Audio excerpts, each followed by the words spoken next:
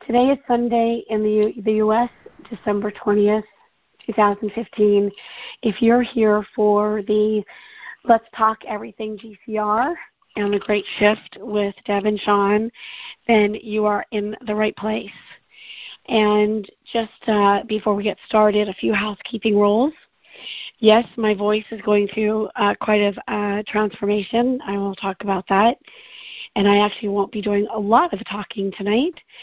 But we are engaging with you guys here because we are very committed to seeing this GCR through and bringing it into fruition and holding a field that is incredibly powerful for the evolution of humanity. So as we engage with this show tonight, we're asking for you guys to be very present. And if you're multitasking, to perhaps switch gears. And we're going to be opening up the phone line as we have in the past to do Q&A. If you do get on to ask a question, then one of the biggest housekeeping rules is please don't say your last name. And that if you want to say your first name and where you're from, that's great. Another housekeeping is to know that this call and this show is being recorded and that it is posted and available as a recording. The replay is available on the telephone number that has been provided on multiple locations, and also the YouTube channel for Wake Up Shift is happening, and also on the website wakeingupwithdeb.com. So what we normally do when we start our call or show is we set the context and we bring in some of the different spiritual aspects of this entire GCR. So I'm going to just ask Sean, would you like to go ahead and start sharing anything and we'll get the ball rolling? Let's see. One is probably why did we postpone last week's show? I'll just answer that. It's a pretty short answer. A lot of information, a lot of things began over the last weekend. Actually started Friday, even maybe Thursday night, depending on what part of the world you're in. There was so much information, some of it somewhat contradictory and these types of things, but it was some pretty detailed stuff. I was reminded that there are some things that should not be shared publicly, which I fully and honestly agree with. That was unclear at the time. This process has started. The process of the GCRs, the funding, being readied, and various groups being activated, I guess you would say, or notified, is probably a pretty general term, but definite things were happening in that arena last week, and we needed time to process what information, what was accurate, what was not, what could be shared, what could not, and so we felt it best for the security of the process and also for our security to just wait and process that information for a few days and see how things unfolded, and that was the right call. So that was the reason, and now we're back here, and so that's pretty much that. Well, and in addition to that, so that's important for people to realize is that as we get closer to this coming into fruition, that it's important to understand there's things that we just can't talk about, that we can't answer all questions, and that to trust the process too, because we're experiencing a lot of high-level, and that's why we said high-level activity. We're experiencing a lot of high-level communication that is starting to come through, like in the form of instructions and things like that. Was that okay to say that? Oops. Yeah. There's various instructions, right? Yep.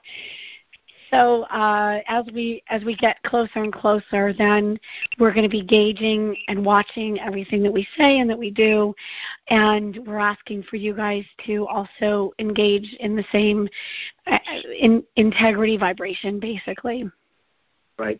I think the best way to do it is reference what is out there in Dinar Land on both the internet and some other calls that happened over this week, and it's always easier to kind of corroborate some of that than it is to try to carve out new territory, because we get into uncertain waters at that point. So there's already been a lot of information that this has started. I think I've seen that just about everywhere in Dinar Land. The key is what has started. Many times when there are posts put out like it's beginning or it started, it's happening, the key thing to understand or try to understand at that point is, what is it? When it's reported it is happening, depending on where you are in this process, depending on what group you're in or you think you're in, whether it's on the private side or the public announcements, the term it and it is happening is different, right? So I always try to clarify what it is, and when it says this has started, what is exactly started, because oftentimes, we're here to kind of keep things grounded and understand to the best of our ability. I certainly do not have all the information. I am waiting on a lot of different things, just like everyone is. Some information is just not going to be presented, right, to anybody at any level, certainly not me. So I'm not special. So the key is what it started. That really meant the formal kind of activities and the logistical process of the higher level the higher level processes, or the beginning of logistics, collecting things, making plans for certain types of travel, and getting put into the queue, getting ready for various validation steps. You might want to call it compliance steps, checking databases, making sure everything is ready and moving at that point. That's what started. It starts at a high level, and in a nutshell, it trickles on down, or it slows down. I don't like to say trickle because that implies slow. It's going, to the best of my knowledge, the process is unfolding as fast as it can, and things are in place, and more things get put into place as almost each day goes by. I cannot get into any detail about what's happened already, what's been completed, what's not completed. However, I can confirm that there's, the level of activity that's happening now has never been happening before, to the best of my knowledge, across my 6+ years being in this. And then it moves on down. So if someone says tomorrow's a significant date, it'll happen tomorrow, or it's going down tomorrow, that may mean it's going down for a particular level or a particular item. But if a person is in the they're in the internet group or the G64, something like that, it's going down tomorrow is not referring to that level, right? So I think there's a lot of confusion around that, and but it's moving to that level, and it's going to complete, and it's going as fast as possible. The other thing to remember is, in spite of the activity and all those things, to my knowledge, I am not aware of a single group that is funded liquid and spendable cash from a transaction, from a currency exchange. They're just preparations, and maybe even like right on the edge. But what we're all waiting for that is, to make that real, is the injection of the USN, the U.S. notes, the Treasury notes, or the gold. I just call it the gold-backed U.S. currency, be injected into the system, which basically makes that asset-backed currency available to fund the exchanges, to be exchanged into. So if you're turning in your foreign currency and you're going to get your local currency, in this case the United States, you're going to be exchanged into an asset-backed currency. That's the plan. And to the best of my knowledge, that USN is not injected and in place in the retail banking infrastructure. All right, the elusive TRN, right, which is a pretty much a sovereign level, Treasury type of currency, to many reports I've seen and the things I can corroborate that appears to be the case. And have I seen, a printout or a banking screen that shows that? No. But I don't think that's exactly the way it shows. So those are, way high up. But it appears that what actually triggered the last steps of preparations and logistics beginning last weekend was the availability or the activation or injection, or I would say availability of the TRNs at the sovereign level, which kicked this whole thing off. I think that was the seminal event. Now we're awaiting USNs for it to get down to the next level, and that's where we are as we speak. I think that pretty much sums up the last 8 days. Deb? So let's talk about where we are. We are live in Reno right now, and I am going to invite everyone that is listening to this to focus your energy and your heart on the geographical location of Reno, Nevada. For many of you, you know that for the last several years at least, this area has been the focal point for the exchange place in the United States. There's been all sorts of information and intel over the years of people in and out of Reno, and we were guided to come up here. I actually asked John to join me a couple weeks ago, and that didn't work out timing-wise. Then we were guided to come up here. Before Thanksgiving, right? Well before Thanksgiving, early November. Yes. Yep. Exactly. Yep. So on an energetic, and we often refer to this as the esoteric, but on an energetic and spiritual aspect, which is a very important aspect of this entire process, there has been a tremendous amount of energy that has been focused on Reno to hold and to basically create a gridlock of this GCR. And so what we have been guided to do is to come here and to work with, even just doing these shows from here, is basically, it's like when you're, what I'm being shown right now is in a boat that is going through the ice, that they have special boats that actually break up the ice, right? So what we're doing and why we're asking you to even focus your energy here on this geographical location is that we send a lot of light here to continue to anchor and hold and activate this field and the unified field. Now, over the next week, we are doing this show. I am doing 2 shows coming up that are the first public transmissions of JFK that I'm bringing through. That's Tuesday and Friday of this week. Yes, it's Christmas. We're opening up a portal, basically, and closing that portal on Christmas Day. And what's important for people to understand is that this entire process of the money, this is not about people getting rich and paying off bills. We are in a contingency plan situation. This money was meant to be released back in 2001. So if any of you that don't know the history of that, it's important for you to understand. We're in a uncharted territory situation. We were meant to have the humanitarian project money released 13 to 15 years ago over that time frame. So we're now in a situation where all of this is coming to a head in a completely different way than what was quote unquote planned. And so as you focus on Reno, what we're asking you to do is also open your hearts, because this GCR has a lot to do with us moving away from the matrix, out of the whole fear, survival, lack vibration that a lot of the planet is experiencing right now. And if you can visualize a Vesica Pisces, the first part of that first circle is the old paradigm. We're in a transition time as we move into this GCR becoming valid and stabilizing in each of our lives. What's important is that each of you understand your role with this as a generosity of heart vibration, paying it forward, engaging with the rebuilding of a planet that works for everybody.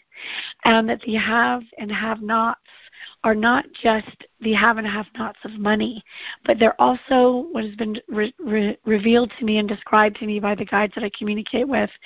The have and have-nots are also the vibration of your heart. Are you engaging with your heart's desires? Are you engaging with generosity of heart? We cannot go back to the way we are choosing, I should say, to create an exit strategy out of that matrix of lack. And in order for that to occur, we each must be the conduits of that vibration of generosity of heart of gold. The reason that the golden age is called the golden age has to do with gold being released on the planet and heart of gold vibration. There are frequencies and vibrations that have to do with even the periodic table of those and the vibrations of those energies that are here, that are a part of our generating the frequencies of this new earth reality.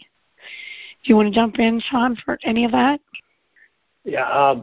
So in essence, we always, the focus of our program is, we call it the shift, right? And there are many shifts happening, all part of the grand shift. And the shift that's happening now is the dismantling of the fiat currency system, which we talked about a lot in the previous show, and the unveiling of a new system based, what used to be, but it's been gone for a long time, is a new system where currencies are actually backed by things of value, assets, primarily gold, all right, precious metals. So just envision two spheres or two discs.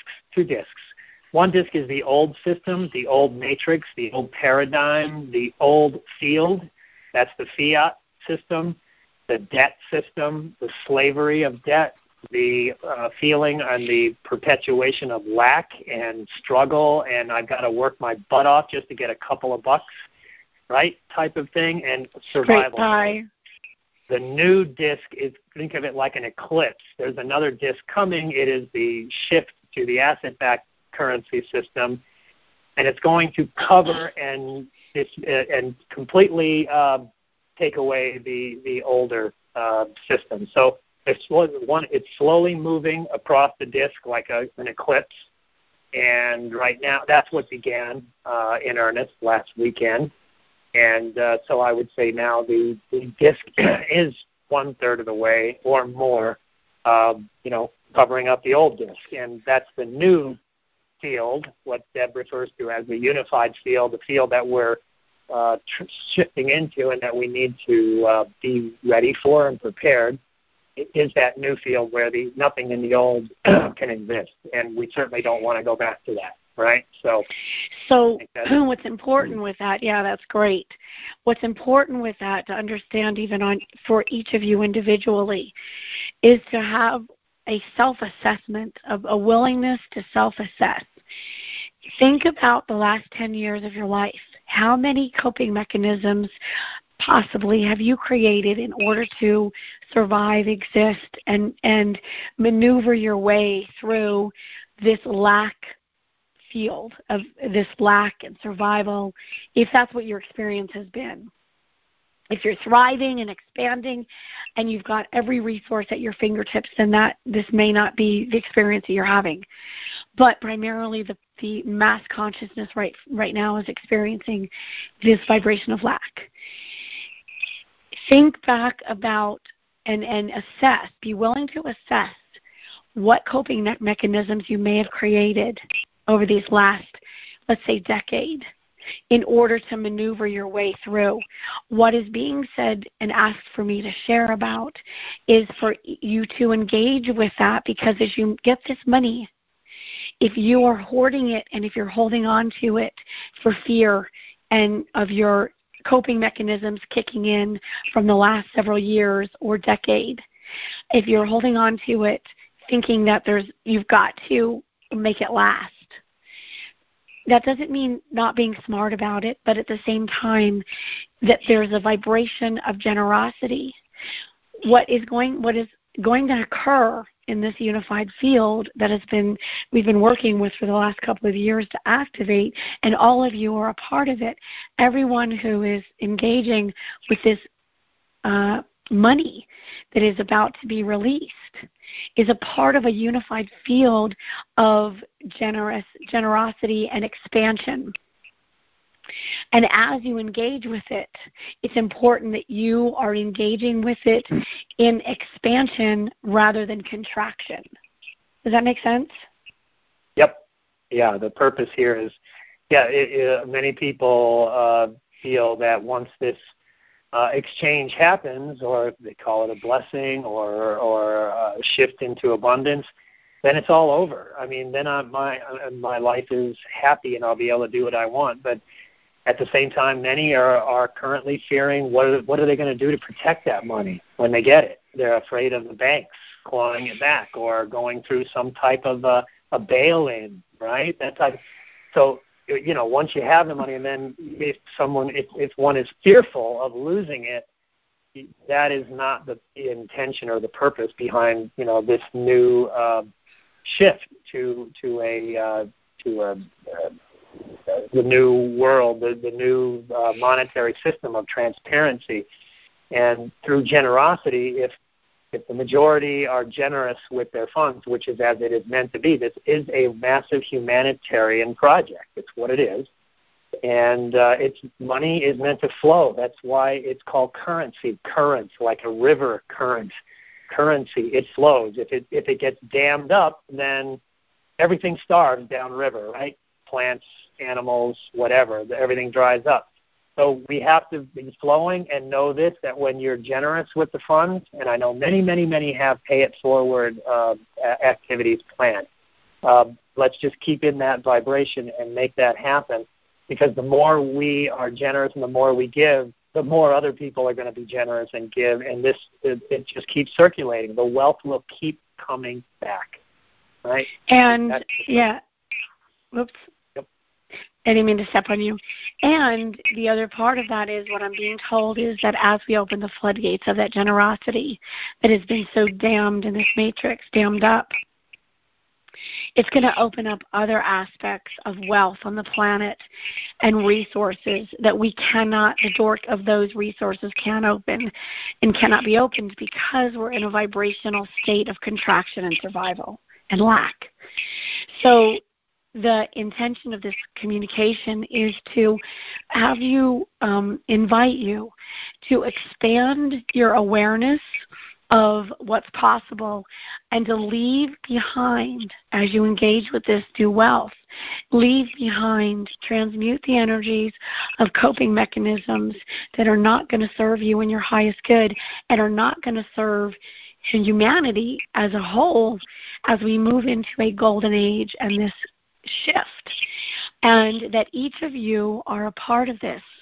And this is how I refer to it, and I'm going to ask Sean to reframe it, but I say we're each a piece of the microcosm. What our heart's desires are, what reality we want to create, that's the microcosm. But we also are conduits, and we have to realize that we each play a part in the creation of that macrocosm, the mass consciousness. We are not an island unto ourselves. And so as we engage with this wealth, we understand we each take the responsibility and accountability to engage with it, knowing that our choices are affecting the whole. Do you want to reframe that? No, I think that's fairly straightforward. The macrocosm just being is how we act, others see us, and they could act the same way, and then it spreads, right? If we're generous, that spreads, and more generosity begets more generosity, more living in the wealth of flow, the vibration of flow, and it perpetuates, and exactly. Yeah, we have an effect on the greater world around us in many ways, right? Not just in our own personal daily lives. One last thing, and then Jennifer, while I'm saying this, why don't we open up the phone lines, the Q&A, and you guys start calling in with your questions. The last thing that I just want to share is that what I have been told and what I'm now seeing in confirmations and evidence over is that those of you that are aware of and have been aware of law of attraction over the years, and that we are meant to be creators of our own reality. And if you've been engaging with those tools for a while and have not been experiencing evidence and confirmations in your life of that working, there's a reason. And as we move into this new earth reality, this new earth vibration, the golden age, those will be reinstated. This matrix is designed since 9/11, this designed assault against humanity has been very, very challenging because the tools that we're meant to be utilizing, those of us that have been aware of it for years, they haven't been working. They're going to work now. And it's a good thing, it's a great thing, and it's also a challenging thing because you now also have to be very, very conscious of your thoughts. Your thoughts create your reality. So if you're engaging with fear thoughts around this money or even other things, you will create that. So it's important that you be very conscientious of your thoughts and your feelings and your emotions with all of this and engage with the higher vibration of all of it continuously. Okay. Sean, did you want to add to any of that, or should we go to Q&A? Nope. Let's get to the calls. All right. So we've just opened up the Q&A, and I believe and you probably just heard the instruction. You get to call in at *6. So feel free to go ahead and call in, and we're going to start with the callers. Jennifer? Oops, is Jennifer there? Are you muted, Jennifer? She might be muted. All right, so we have a phone call. I'll just call out. It's area code 334. Thanks, Deb. Are you there? I was just chatting away, pouring love on everyone. I guess you couldn't hear me. We can now. Area code 334, are you there?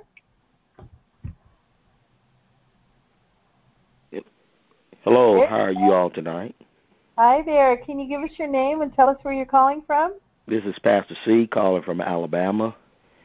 This is my second call with you all. I just want to say you're very informative, and thank you for some great information as we approach this great blessing. And I guess Thank you. I guess I have the most popular currency question is, I know we were talking about we was getting real close between here and the end of the year. Are we still looking at that possibility? Can you, like I said earlier, that depends on where one is in the process, right? Because it's a tiered kind of release. Right. At least think of it like a cascading waterfall, right? The main river flows off a cliff and it hits rocks and it splits up into other, kind of sprays, and then that goes to another level of rocks. That's kind of like what this is. Some of it goes faster than the other parts. So are you referring to, let's say, like the internet notifications going out, like if you're in G64 or if you're in following this on the internet and the so-called 800 numbers going out? I guess the highest level that I'm known to be in is G64. Okay. All right.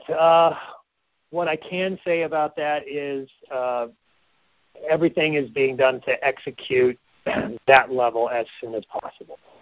Right? To my knowledge, there are no deliberate delays going on or things stopping it. It's a logistical process, meaning this has to happen, and it takes a little bit for that to happen. Then when that's done, the next thing starts, and then people move, go into different places. Certain, people are activated, and they do their thing, and then the next thing happens. So it's a logistical type of process. So I'm not known for, spreading really happy news just for the sake of saying that. Of course. Right? So as a matter of fact, I've taken quite a bit of, let's say, heat for not always saying, real happy things. But I believe in being reality, and I believe in saying the truth as I know it, and then people can accept it or not. But right now, I think it's getting quite late for G64 to go for Christmas. Oh, really?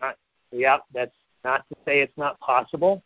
Right now, there are two conflicting things, and there's no way to deny. There's no way to confirm or deny either one of them, which is kind of the place where I am in this. But I don't want to say it's not, and I don't want to say it is. I guess I'm in a kind of a hard, between a rock and a hard place on this. But here's what I would like to say. When the USNs, the U.S. notes, or the gold-backed dollars become available, it will go out probably like wildfire on the Dinar internet sites. I mean, it will go viral, right? If that happens, you can expect things to happen very, very quickly. So as of today, at the G64 level and things like that, based on the information I have, as of today, I have no knowledge or information that tells me that the USNs are released. Right? And I think, right. So, but that could happen tomorrow. The release could be tomorrow. We could hear of that. There could be a chance. Can we say this in your estimation that it's possible before Christmas at that level? Yes. But more than likely by the end of I would tell you it would be very possible, likely, if we hear the USN, that the gold-backed currency has been injected into the system, which is what allows our currency exchanges to happen at that level, because that type of thing. But as of right now, I don't have that information that the USNs have been released. They might have been, and they're just keeping it quiet because there was information that there'd be a blackout when that happened, right? So we could be in that blackout. Look for the USN to be released in that announcement, and then expect things to happen very quickly. Well, would a person that's working at a credit union, would they know that information right now? Absolutely not. Okay. No. So that's the biggest kept secret out there, and the people that do know within the banking industry have signed pretty solid NDAs, and they're not gonna risk mentioning that information. The most you'll hear is they say, "I've heard of that. I know about it," but they're not going to know anything more. And if they did, I would say they probably really don't know. Okay. Right? I've talked to many bankers. Right? One last question.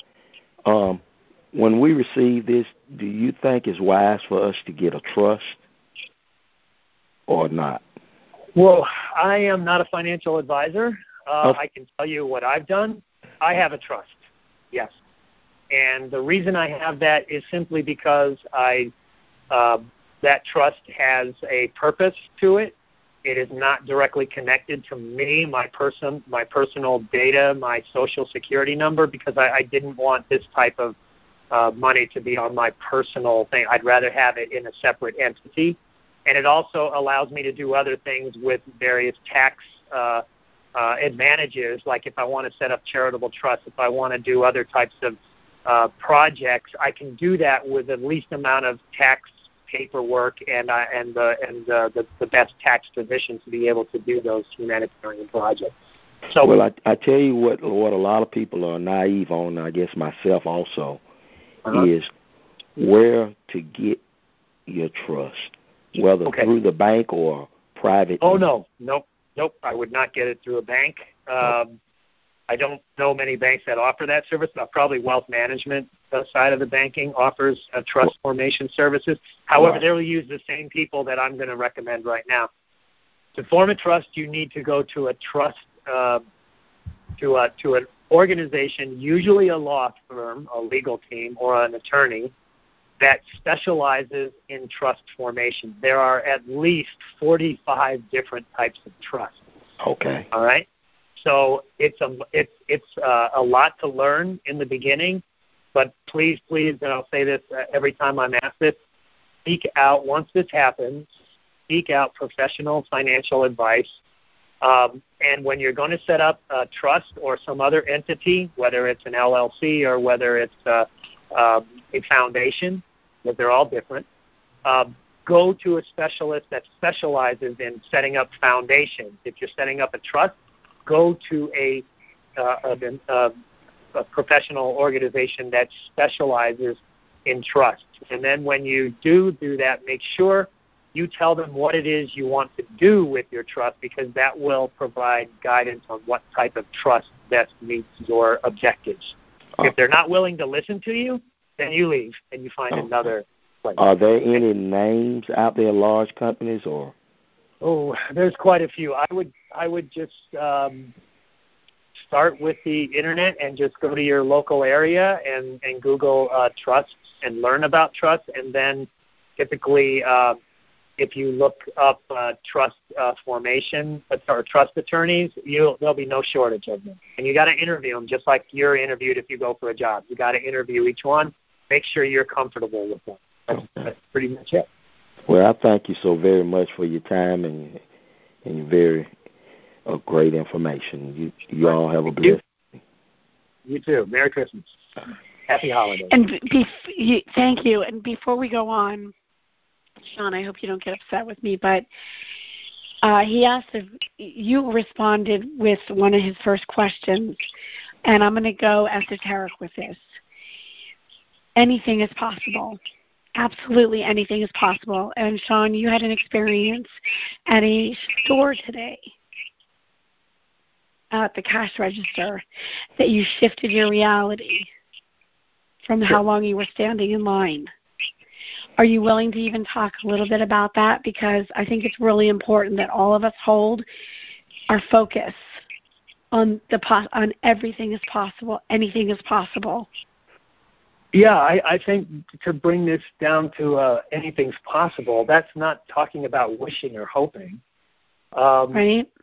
Today, for instance, I think anybody, no matter which side of the coin you're on or what you believe or don't believe, everyone will acknowledge that if you start your day with a positive attitude that you're going to be successful in whatever you need to do that day, you're going to get it done, and it's going to be successful.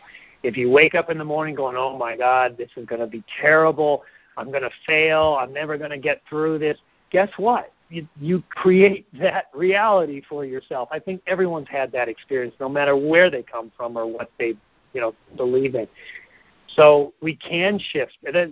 That's what Deb refers to as shifting timelines or co-creating a reality, and that's really, in the bigger picture, that applies the same to this GCR and when it's going to happen or how long it's going to take. Today, I made the dreaded mistake of going to a Best Buy on the Sunday before Christmas, right? What was I thinking?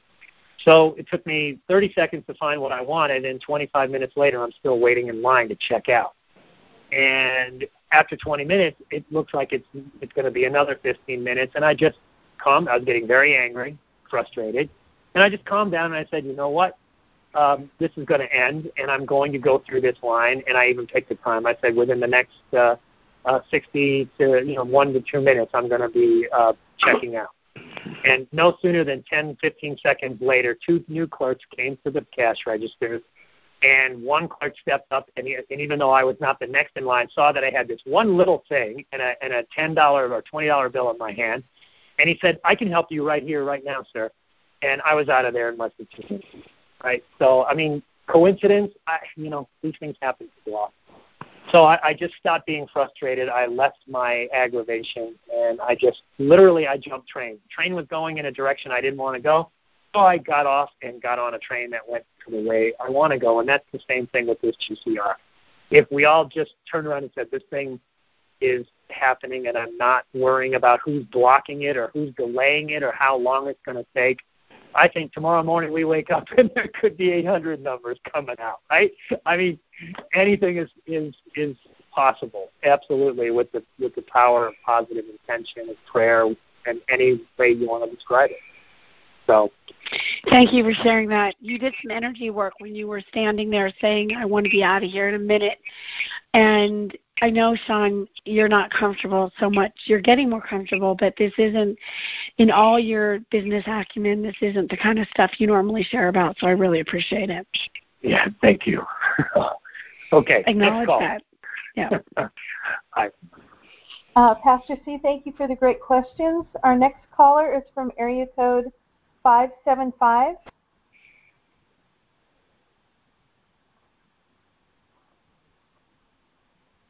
Still muted. Can you hear me now?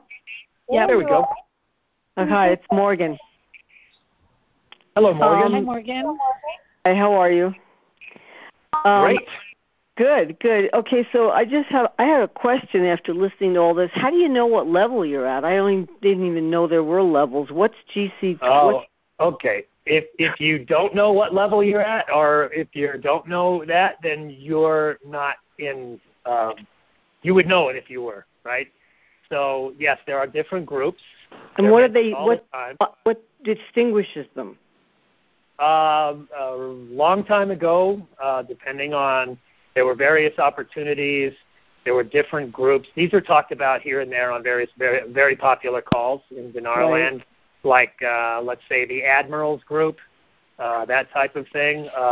These are what are called high-level currency groups. Some are called private placement program currency groups.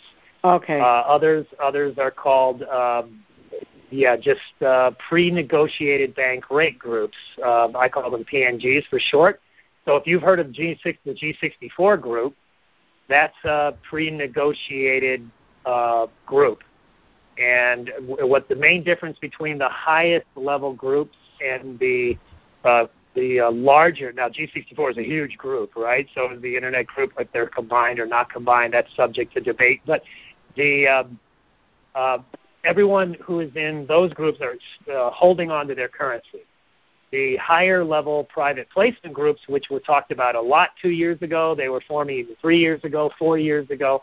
This is where members actually sent in their currency ahead of time, right, to be pooled together.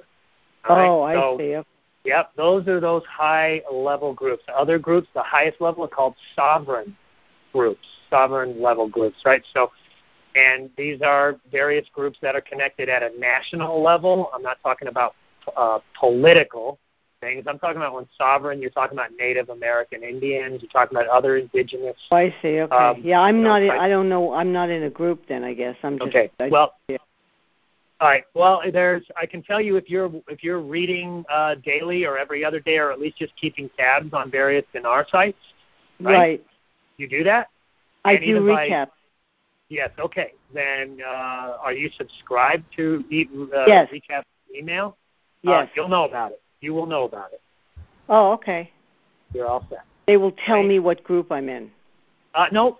You'll just be notified that it's. You can make an appointment. One way or the other, you're going to hear about it if you're checking in. Okay. Now the other thing is, does that include the 800 numbers? Yep. All right. Okay. I don't know exactly about 800 numbers. It makes sense to me. All right. Okay. I mean, how else would you get the word out to? Well, that's the thing. Yeah. How else would I know where to connect? Right. Exactly. But I can tell you when there's going to be some groups that go and it's private. In other words, you have to have you've already pre-registered and you're there, and you'll get a private email, and it's private, and that's it. But the other groups, the larger, broader Internet G64 type of groups, they'll be notified. It'll be all over the Internet, and if you're watching it. Now remember, just because it's on the Internet in the Dinar circles, that means 0.01% of the population are going to know about it, right? So Right. But if you check, you'll see it. You'll know what to do, and you're not going to miss out. Okay, so I'm not part of a group because I had it and then I just kind of dropped it for a while because I don't go to all these different groups. I stay with one. Yep. Well, the groups are not necessarily formed around different websites or anything like that. They were just formed. People got together and started negotiating things and okay. If you're in the higher groups, do you get a higher rate? I cannot comment on that. Okay. Yep, I can say in some cases yes, in some cases no, but I can't go any farther than that. Okay. I think that's all. Let me just see if there was anything. else. I think those are all the questions I really had, so that clears that up because that just came up in my mind today when he mentioned that. Okay. I'm like, what? Okay. Yeah. Yeah, the groups are a hotly debated issue around Dinar Land, that's for sure. Yep. Okay. But if I'm signed up there on the mailing list, then I'm okay. So if you're just reading any internet site, when the broader internet group, the invitation or to make an appointment at an exchange center, it's going to be viral, right? So if you're looking at any website or getting emails from any of the Dinar recaps kind of sites, right, it's going to be viral, right?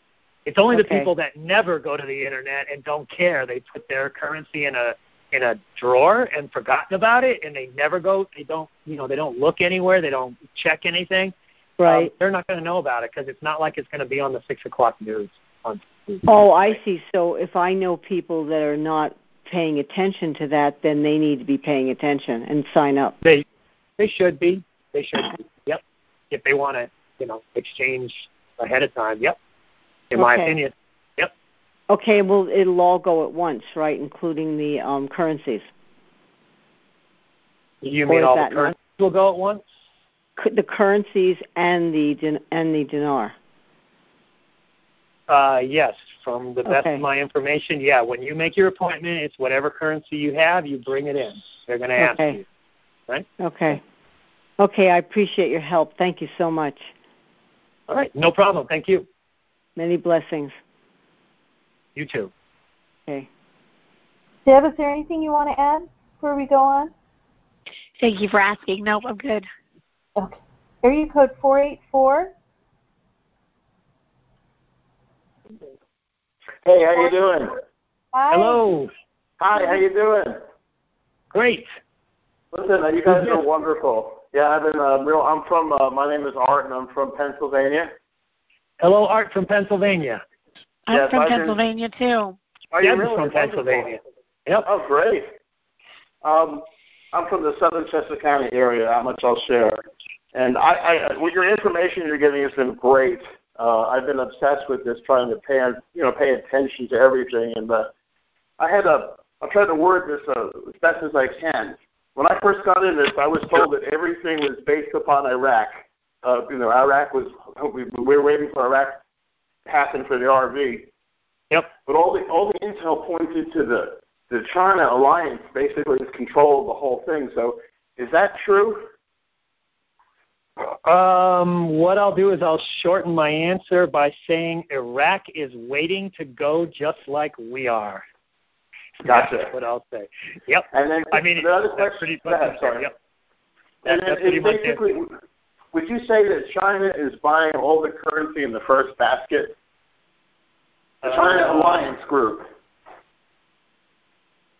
China is clearly a big piece of the asset backing of the currencies. Yes. Right? And I don't necessarily mean the Chinese government, okay? But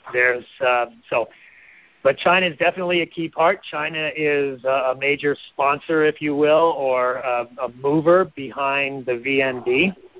Yeah, and also I heard the Zimbabwe also, correct? And yes, Zimbabwe is correct. Yeah.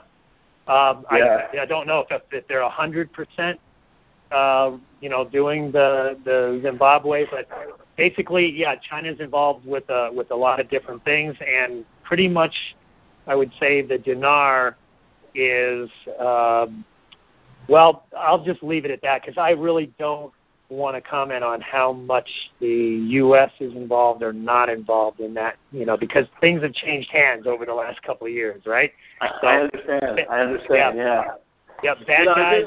Bad guys switching and giving up the good guys, right? That kind of thing. So exactly. And I know you have to be careful how to answer, but it seems like from all the intel I've been getting, and when you really pay attention, it's kind of like the best way I can describe it is all the internet groups are all giving you pieces to the puzzles, and if you keep pulling from the different groups, you basically get the whole puzzle picture, but no one is actually giving the whole picture. You have to kind of piece it together. And if you pay attention, you can see the direction and how it all comes together, which I love puzzles, so it's pretty amazing. But I get to see that the thing that I saw more than anything is I started realizing that, I was waiting for Iraq to go, but this thing is going down the road whether Iraq is ready or not. I would say that's exactly true. Trust me, reinstating and revaluating the currency would be a huge windfall and benefit to Iraq, right? And if they could do it, they would have done it 3 years ago.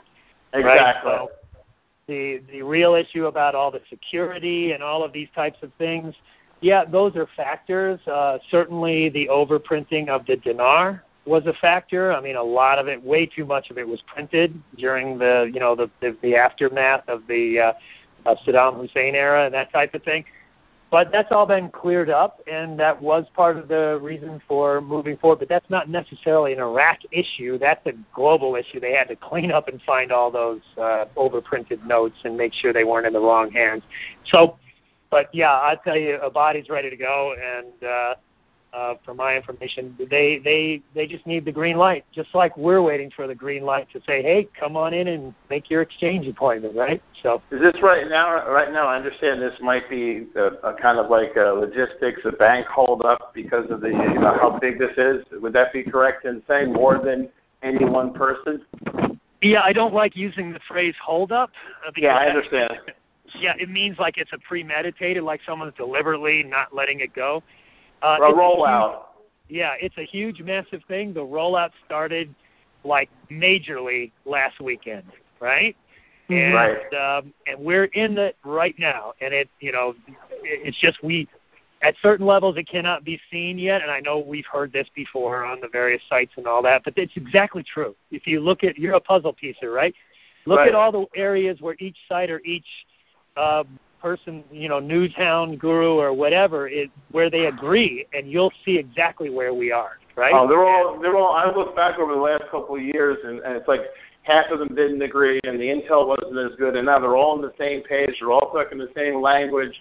It's kind of exciting, And I actually started doing some research, and I realized, I think the key to this was when China. When that whole meeting happened in Paris, and the China Alliance group, when they basically the royals got allowed to be part of the going into the world currency, realizing that they're only at a 7% where we're at like 44. So to me, as long as our economy boosts, you think about 60 to 70% of everything we buy is made in China or Japan or Vietnam. So basically what we're doing is we're stimulating our economy, which is hooray for us. We're stimulating their economy, and then they get what they need, we get what we want. And then we're able – I also tell people that we're part of a wave. Basically, I know things are going to get really wonderful with all the prosperity packages and the bonds, but that's going to probably take about a year for it really hit. So I believe us, the Internet groups, and people like yourselves, what we're going to do is we're going to create this wave that's going to start this whole process. It's kind of like we're going to be helping people. If everybody helps 10 people, and there's 20 million of us, that's 200 million people that we're going to be helping. And as this starts to go, that's a 2% influx, which is all you really need to make a difference in the world. I can tell you, you are so. I couldn't agree more. And Deb, I think you definitely are going to chime in on this one, right? I know. Yeah. Yep, well, you are wise beyond your years, sir. Oh, thank you. Exactly. And in fact, I was going to say, not only are you spot on, but this is something that I tuned in about this afternoon. Sean, why don't you just share, for the sake of me saving my voice, exactly what I shared this afternoone? You shared a lot this afternoon. Give me a quick what he's referring to. Yeah, what he's referring to about the heart and the wave of energy. And we're referring to it. Well, I'll just say this one part, and then you share what I shared with you earlier. But this is being referred to as the God wave. Mm-hmm. Yep. So, Sean, go for it. Yep. Where you were resonating with me, or I was resonating with you, actually, 1,000% in high amplitude waves, is we are the beginning of it. This is about, many people say we are the ones we've been waiting for, right? We're not waiting for this person to do that. We're not waiting for this government to do that. We have the power. We're the ones that are beginning this. It's the age of sovereignty and responsibility that is coming in with this wave, this massive wave. There actually are several waves.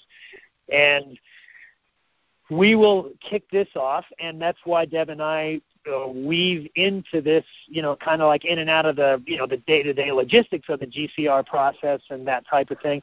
Those are important to know, but what's more important to know is, are you ready, and do you know what you're going to do once you have this money? Because if you don't, then you're going to be faced with challenges. And so our generosity, our paying it forward, our showing the way, because it's not that many of us, considering the broader populations of the world, that are getting these currency exchanges, right? Very few people know about it. So we will show the way, and it will spread. It will go viral, and the news, I believe, over time the mainstream media will begin to shift from telling us about how many people are being hurt every day to all of a sudden what is going on. Look at look at all these acts of generosity and kindness and love that are everywhere. They just keep popping up, right? So yeah, it makes me smile from inside out. I tell you, it's something that ever since I've been 8 years old, this is something, and they've said that the meek will inherit the world. Here we are, all of us that I've been listening. Every internet group I listen to, at the end of it, they say, be honest, to pay your taxes, and remember to help 10 people. And they always say the same thing. And it's like, to me, that touches me from a place that I can't even begin to describe in words, because, we are the weak. We are the people that have been struggling. Like, my house is in foreclosure, my business is struggling, I'm about to lose my car, but yet I feel so much peace, love, and joy because I feel like things are finally changing. And they are. And we are watching that proverb, that prophecy unfold right before our very eyes. We live in the best time I think we could have ever picked to be on this planet right now in the last 8,000 years, right? So the GCR is not the end. Getting the money is not the end. Getting the money, the benefit of choosing to be in this exchange, choosing to buy this funny currency, we are the beginning. This is just the beginning, and you are exactly right. It's a process that we're going to change this planet for the better, and it's not going to happen. We're not going to wake up one morning and all of a sudden everything is fixed. We are going to be the catalyst for getting it fixed, and it's going to take a few years to really get that going. But and that's what Deb and I are here for. We're not only just talking about what's leading up to the exchanges, it's what are we doing afterwards, right? Because that's the important part. That's the real. Exactly. And to me, I've always told my kids, it's not so much the destination, it's the journey. Yep. Thank you so much. I would just like to add one thing. The one thing that you said, everything you said at the very beginning was very spot on to part of what I was tuning in and shared with Sean earlier today, including when you used when you said 1 year. And I just want to reconfirm and reiterate, not reconfirm, but kind of reiterate what Sean, what you're saying here, is that many people have been expecting. There's a lot of disinformation, I believe, has been being spread over the years, is that we're going to overnight make this shift from this 3D into 5D, etc. All the guidance that I have received is that is not the case. Right. It is not an overnight 15 thing. Years. Yeah, I mean, so those of us that are here in this wave of energy, of the first wavers of the consciousness, the vibrations, the understanding of that this is a revolution of the heart, that we have been living in a very disheartened experience over the last 10 to 15 years, especially since JFK's assassination, which is why he's coming back through transmissions to realign us with that reality that got so far off the mark, pushed off the mark from the time that he was assassinated to where we are now. So what we are presencing is over the next couple of years is that this is a rolling out of this new earth reality, and that it's going to take fortitude and courage and strength and unifying all of us that are aware of this so that it will create a snowball effect. And if we look back in a year, that yes, we want to see the reality that even mainstream news, or we are the mainstream news. We are the mainstream media. We are the change. Yep. We are, exactly.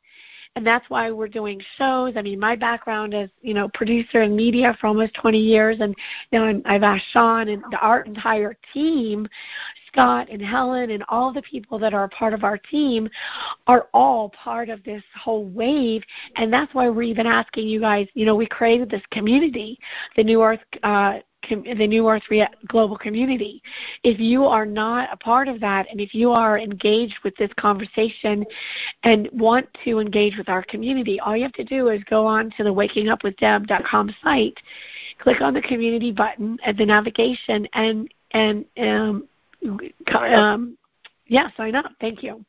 I will do that, because I understand this was not meant for us, that some of the Internet people stumbled on this and originally were told that it was not meant for them, that this was meant to help the world, and after a while they decided to let them stay because they figured that this would be the way it would begin. They actually, we're part of the process now. Yes. Absolutely. As I think it should be. I think it happened exactly the way it should have. Yep. I apologize for dominating the call, but I had these questions that were burning inside of me, and you two are doing a marvelous job, and I'm so grateful for you, and I wish you a Merry Christmas, and hopefully this will be an amazing New Year. Keep following your heart, buddy. Thank you. Thank you. Okay, our next caller is from area code 902. Hi, guys. Hello. Hello. My name is Barb. I loved hearing what you were saying at the beginning about the importance of not hoarding the money that comes our way. I just wanted to ask your opinion. If I understand the flaw in the existing system, it's all based on debt. So when people invest, if the idea was we were going to take some of the money and invest it so that we get some sort of monthly income or something like that, if we do that same thing, are we remaining tethered to the old paradigm? Do you want to jump in here? Go ahead. Why don't you start it off, Deb? That's kind of, I think you have the best parts, context to go at that.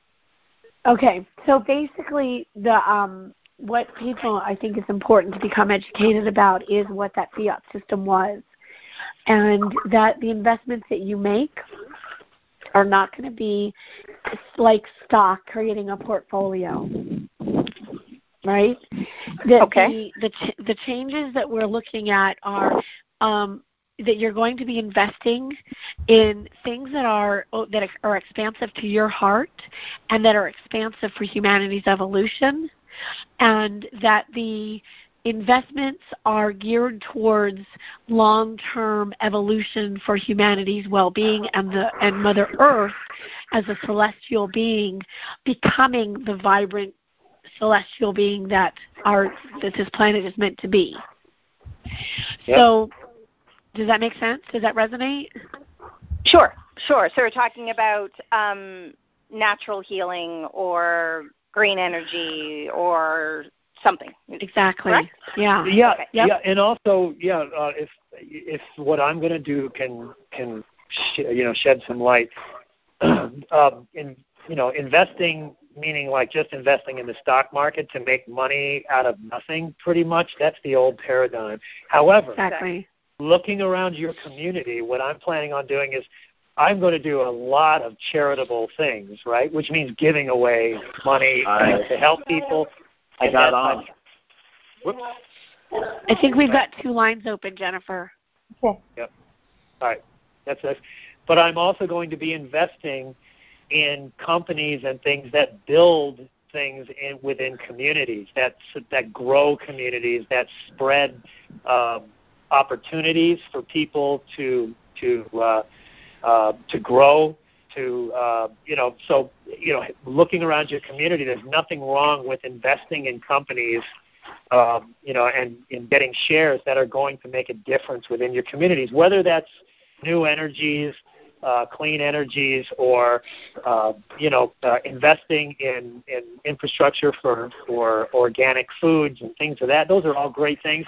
But, heck, just investing in helping restore a small town to prosperity, to provide assistance so that the stores and shops can open up and provide other opportunities, provide different forms of, whether it's employment or, just get out of the unemployment situation and all of that, because we're still going to need jobs, right, and that type of thing. So I'm going to be very conscious that any investments I make, which will make a profit, right, but they are absolutely building things of real value instead of just investing and saying, I hope this share goes from $20 to $30 and then I'm going to sell it, right, that type of thing. So that's consciousness and awareness around those things that grow communities, help communities thrive, help infrastructure, and move towards a more healthy way of living, getting away from, genetically modified foods, getting away from the pharmaceuticals, corporations' grip on humanity, that type of thing. Follow your heart and you will not go wrong. The other thing that I would also like to mention here, too, is that I've been planning for years and the team that I think is around us is a part of it as well, is that we'll be producing summits that will bring together many of the leading and cutting-edge people that have technologies, that have all sorts of different things in regards to food, water, etc. Because right now we're in a very distant point on the planet. So it's important for those of us to step forward as new leaders and to basically take the reins and guide this new earth reality in a way that is separate from the quote-unquote voted in global leaders, etc., because they have really had a very different agenda.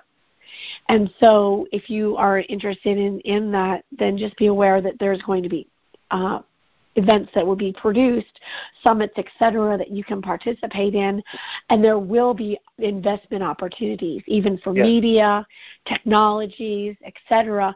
And another part of this is to actually organize everybody so that we're not reinventing the wheel and that we don't have 1,200 people doing the same technology, but that we actually work together to bring it forward. Right. I had an idea myself. The whole tiny home movement, tiny house movement. There's so many young people in particular. I mean, it's not an age-specific thing, but there are just so many young people that don't seem to have the opportunity to ever, or they believe they'll never own a home. And there's this whole idea of tiny houses, but there don't seem, at least in Canada, there don't seem to be spots unless you own the land where you can park it. So I was thinking maybe there'd be a way to do buy a piece of land and set up some sort of little tiny home park so that people could build or purchase or whatever their own tiny home and legitimately have a spot to put it. Even as a transitional place. Even through the transition. And the other thing that we've looked into are these tents. They're they're light tents, but they're on platforms. A yurt. And they're a yurt too. Well, there's yurts as well, but there's some pretty high-end ones that have the platforms that actually have 4 walls rather than yurts are usually round. But transitional type of housing, because there are so many people that are really in dire straight situations right now.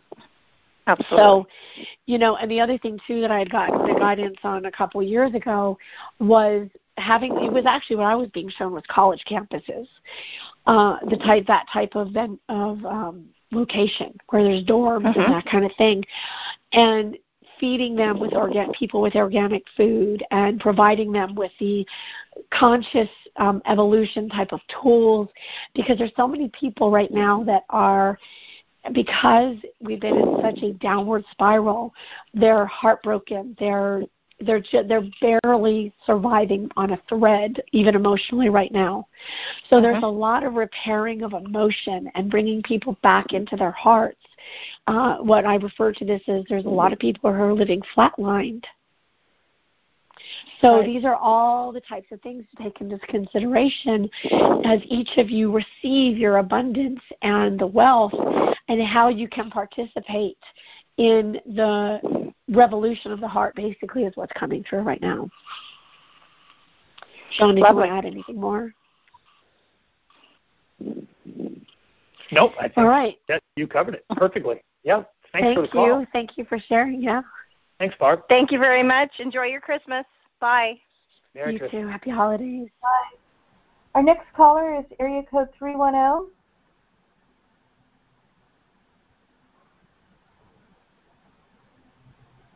That's my stomping ground, 310 LA area. Can you hear me? We can hear you now. Great. How are you? Good. Who are you? My name is Glenn. I'm in Oceanside, California.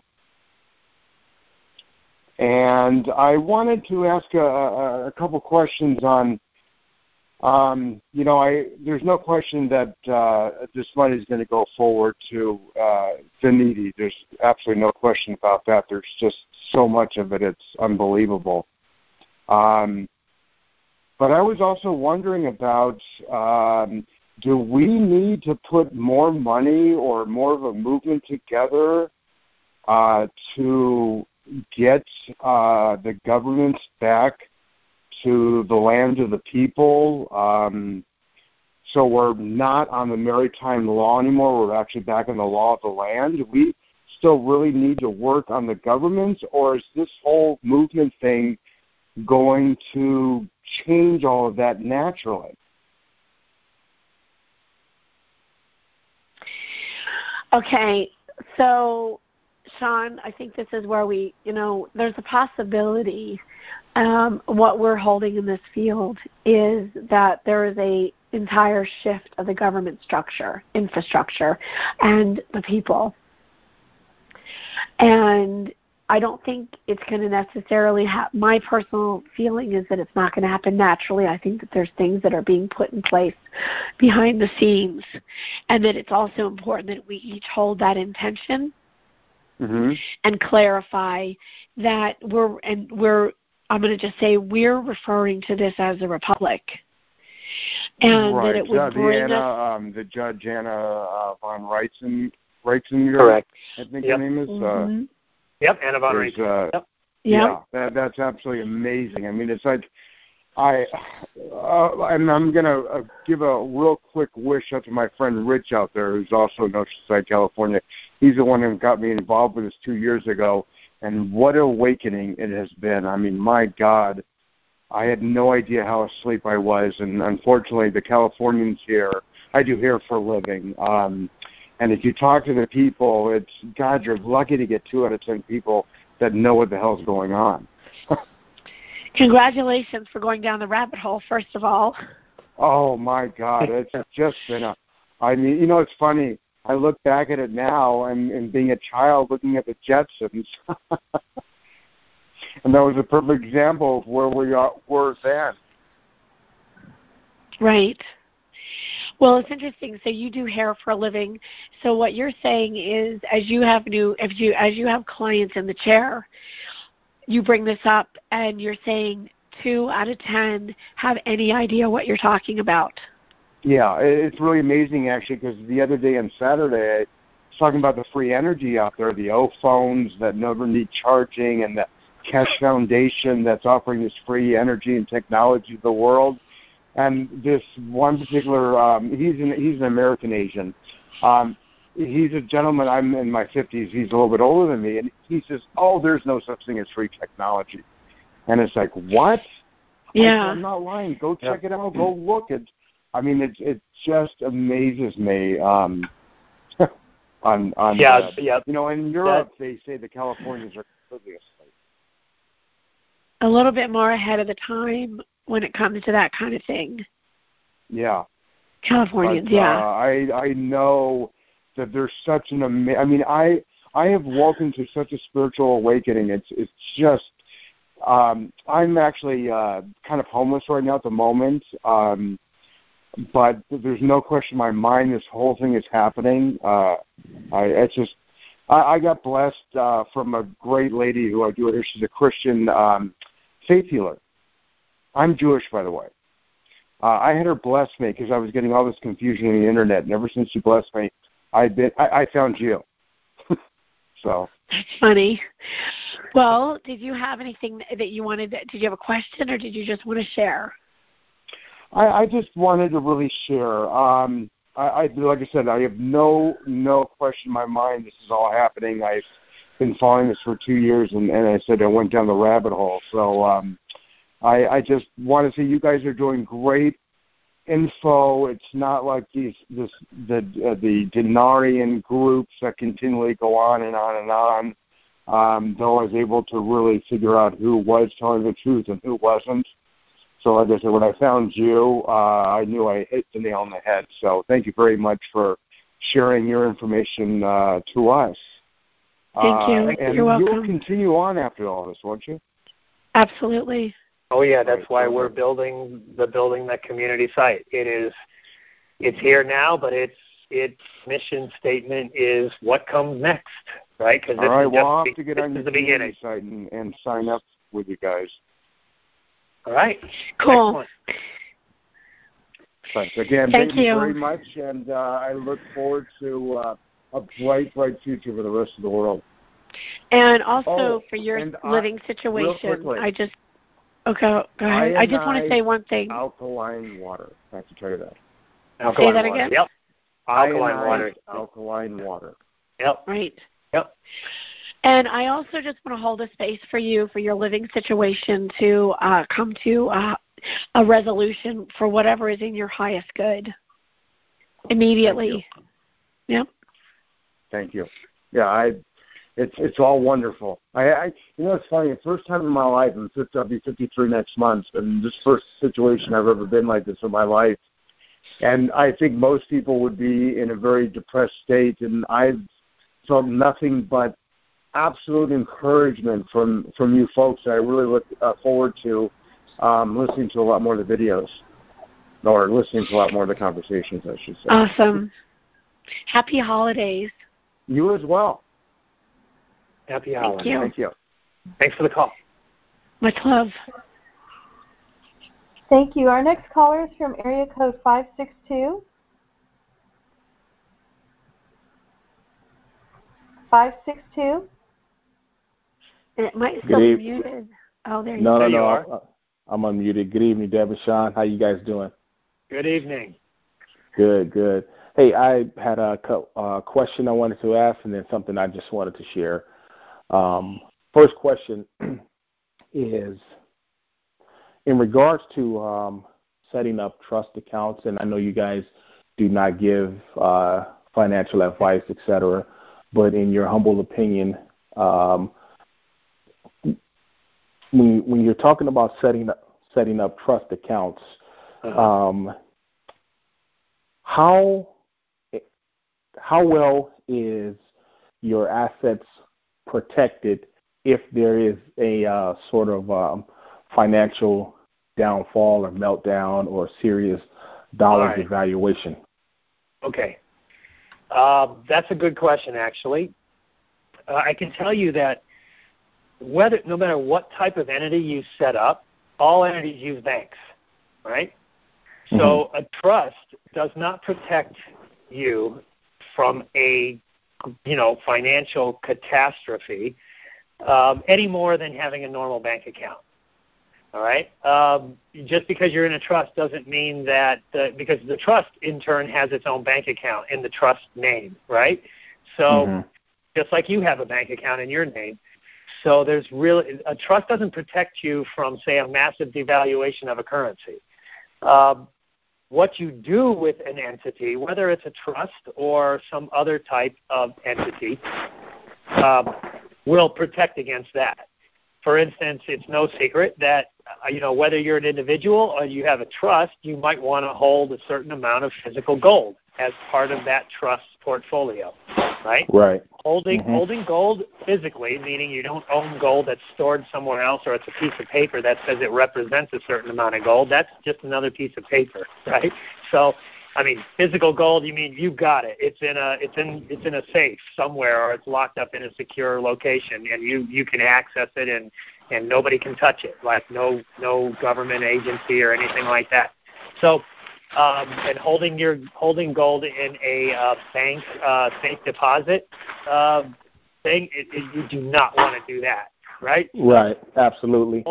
Right. So a trust or any other entity isn't going to protect you from the scenario you suggested, unless that trust has a portfolio and is diversified into different things. So, if you're concerned about the dollar depreciating, I got news for you. The dollar's been depreciating for the last 90 years. It's depreciated 94%, right? So, right, I mean, exactly. I often laugh when people, well, it's going to depreciate massively. Well, it already is and has. So that's called why prices go up, in the stores. So the bottom line is you want to diversify. So if you're concerned the U.S. dollar is going to, devalue, which I believe it will not, all right? So I am not in that camp, right? And most people who know me know that. However, if you do, and that's fully up to you and you need to do, that's why I don't give I only say what I do. And obviously your trust or your entity may own its assets in different currencies, so that if one currency devalues and another one gets stronger, it balances it out. You're balancing risk, right? That's okay. So that trust, and sorry, not mean to cut you off. Yep.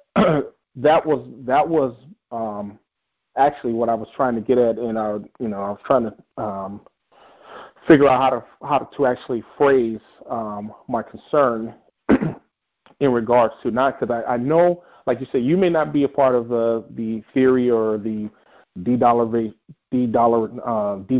of the dollar concept. Yep. I respect that.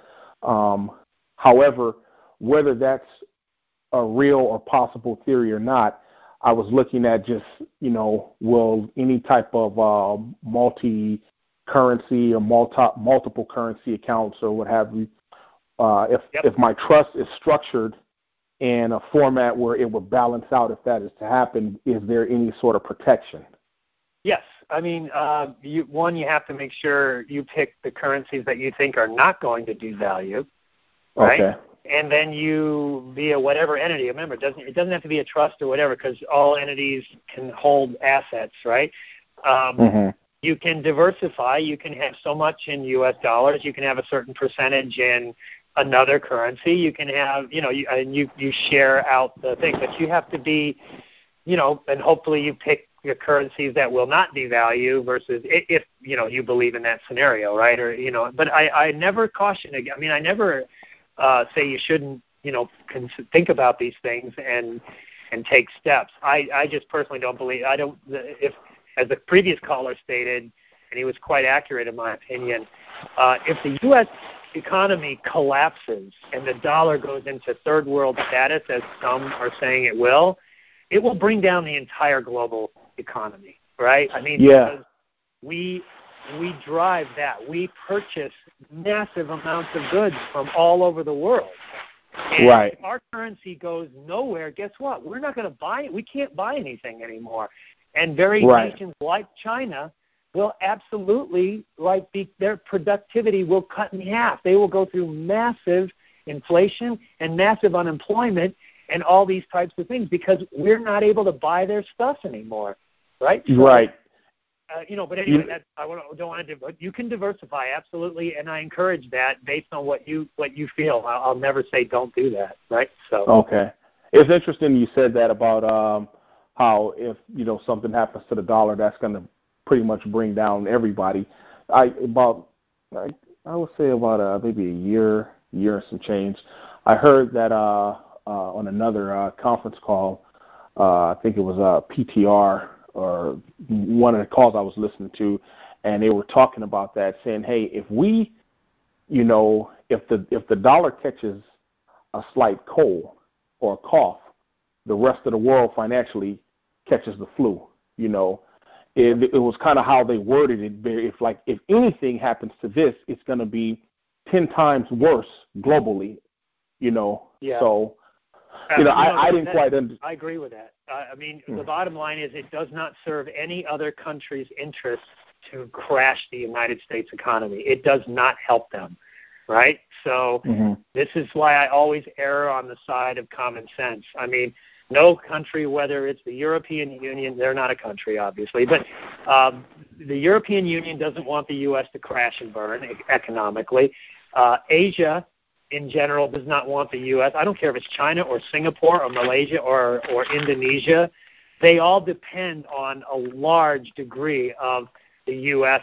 economic trade. And if we go down, that all dries up, and it's like an ocean being drained, right? I mean, that's why I don't subscribe to the U.S. is going to collapse, and it's got to collapse in order for this to all happen. I believe that the fiat system is absolutely going to collapse, but the whole purpose of the GCR and gold-backed, asset-backed currencies is to be a safety net, and it will catch the collapsing fiat system and go from there and then rise back up, right? There will be some currency adjustments, absolutely, but it's not going to be the United States going into a third world status. That serves no purpose for any country anywhere on the planet, right? I'd like to jump in here with something in regards to that. And I believe that this is also one of the reasons why this has taken so long, because the cabal-driven U.S., let's just say government, has known that. Yep. And the IMF reforms that were never signed off until recently from 2010 have been one of the holdups, because the rest of the world knows that if the U.S. didn't come along, it was going to create havoc across the planet. And this is the kind of stuff I never thought I would have an awareness about. But after thousands of hours of research and really going down that rabbit hole years ago, I, like many, many millions, have connected the dots and started to understand, or not started, but now understand how much deception is playing out, how much that agenda is playing out in the behind the scenes and the stuff that we will never hear about on the news and in the mainstream media. So that's why it's so important for us to be very smart bunnies, as I say, and go down these rabbit holes and understand what has been. And that this government, quote unquote, this cabal government, actually, I believe, has wanted the crash to occur, because it would take the U.S. down even more down the downward spiral than what we experienced in the last 15 years. So the rest of the world has actually unified to now shift that reality so that we don't go down that 40, 50% of decreased value of the dollar, TRN, whatever vehicle it was going to be. Mm-hmm. Yep. Okay. Yeah, that's been the cabal's trump card, is like, hey, we'll crash the U.S. economy, and that'll take the rest of the world down with it, and that's true. And they've been using that as leverage for the last, period of time, years. That's off the table now, all right, which is why everything started last weekend. But, they've used that, and the rest of the world doesn't want that to happen either, so they've had to, create other circumstances where that could come through and could sort of neutralize the threat of crashing the U.S. economy, right? So that's where the agreements were just reached over the last few weeks here, right? So, and including a big meeting a couple of days ago where they signed a bunch of stuff. So, nice. Well, I appreciate it. And the only thing I wanted to share is when we talk of a lot of our plans, do you guys plan on putting some sort of network together offline or off the grid? Reason being is because I know a lot of people bring beautiful ideas to different forums and to some of these conference call arenas and so on and so on. But one thing I think we should be careful of, and it's just my humble opinion based on the scripture and the word of God that talks about how the fool tells his whole mind. And sometimes certain things that we have plans of, we probably should not air them out directly, because one thing I know, at least I wholeheartedly believe, we could say what we want to say about Tony and the lies that were given to him to give to Dinar Land, etc. A lot of that, I believe he was kind of controlled to do what he did to a degree, but he was right about some things, is that laws were changed and they changed policies. They delayed a lot of things to keep us from getting an advantage upon them. And so I think it's imperative that, if we have certain ideals that kind of go against the cabal, and I don't mean be afraid to stand up to them. That's not even the issue. But, maybe we should find some sort of networking that's offline, or where we can, maybe a mixer, or we can get together every so often, because I know these calls are infiltrated. I know. Oh, sure they are. I know the web is infiltrated, the whole nine. And so just to protect our plans and to protect, the plans of humanity and the things that we want to do in our local communities, in my opinion, I think some of these things that we bring to these forums and calls probably should be not expressed as openly as, you just kind of tone it down, if you will. I think that's subject to, each situation and what the subject matter is. Exactly.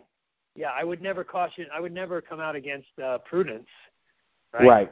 However, I won't, if I believe that trying to be secretive is based in fear or paranoia, which is a subset of fear. I think that actually feeds what we in. Yeah, I guess I mean using wisdom, Sean, not as out of fear, but just out of wisdom. Correct. Yep. So I'm all about transparency, and transparency is what has and is defeating the cabal. Absolutely. Right. And also, if I can just add to that, this is actually one of my kind of, I'll say, expert subjects, because of my telepathic communication and the information I was given starting back in 2010 about the infiltration, and learning how to clear my field and teach people how to clear their field of it. And what you're talking about is a couple of different things: learning how to become an untouchable, also, and not being an energetic mathematical equation on the grid. And then there's also a very high level of discernment as strategies are being created. And again, definitely not approaching this from any place of fear, and being very smart about how we maneuver the next couple of years with our own discernment, and also learning how to activate those aspects of clearing our field. Right. Yeah, well, I appreciate it, and I thank you guys for doing what you're doing, and bringing what you can to the open, because every little bit helps. And I appreciate the other individual that mentioned about the puzzle, because I've been saying that for over a year, and that this is an absolute puzzle. Everybody doesn't have the answers, but if you follow, and you take the time, just slow down and pay attention, and you'll be able to read between the lines, and eventually the pieces will come together. I hate the Google wars and the bashing of one another. There's some people that I just will not spend any time listening to whatsoever. Doesn't serve any purpose. Yeah, but when you really look at, Exogen said this about a year and some change ago, that the Google wars have been manufactured to keep the awakened people divided. know, and so I appreciate what you guys are doing. God bless you guys. Keep up the bringing the what you have, and I'll back out. And you guys have a great night. Thanks much very love much to you. And happy holidays, Merry Christmas, and all of that. Thank you for the call. All that jazz. Appreciate it. Absolutely. I'm in the holiday cheer spirit right now, man. I'm good. So yeah. We're hanging bless in you, Reno listening to Christmas music. Oh yeah. That's beautiful. Take care. God bless you guys. Take care. God bless You too. Our next caller is from area code 415. Hello? Hi. Hello. Can you tell us your name and where you're calling from? Hi, my name is Peyton, and I'm calling from Marin County in California. Hi. Hello, Caitlin from Marin. Beautiful area. It is. Yeah. Very wet right now. Well, I'm calling with a question, a really practical question. I've had purchased some dinar a few years ago and then sold almost all of it off at this point and have been totally out of it until just recently. And so I'm wondering what advice you might have about how I can get in and benefit from this at this time. Can you be a bit more specific? You mean benefit from the GCR, the global currency reset? Yes, yeah. All right, so are you aware that this involves purchasing certain currencies, foreign currencies? Yes, yeah. Okay, that's how you do it. Yeah, so what would you recommend as far as purchasing dinar? Okay. I was going to go there right off the bat, actually. Yeah, I'm just going to be very generic here because I'm not going to recommend any specific currency. It wouldn't be. I'd be remiss to do that. Sure. You can purchase the four top currencies. I'd say there's three top currencies. One is the Iraqi dinar, the other one is the Vietnamese dong, and the other one is the Zimbabwe dollar, which is the 2008 Zimbabwe. I believe it's AAA. I never remember exact. I think it's 2008 AA series, right?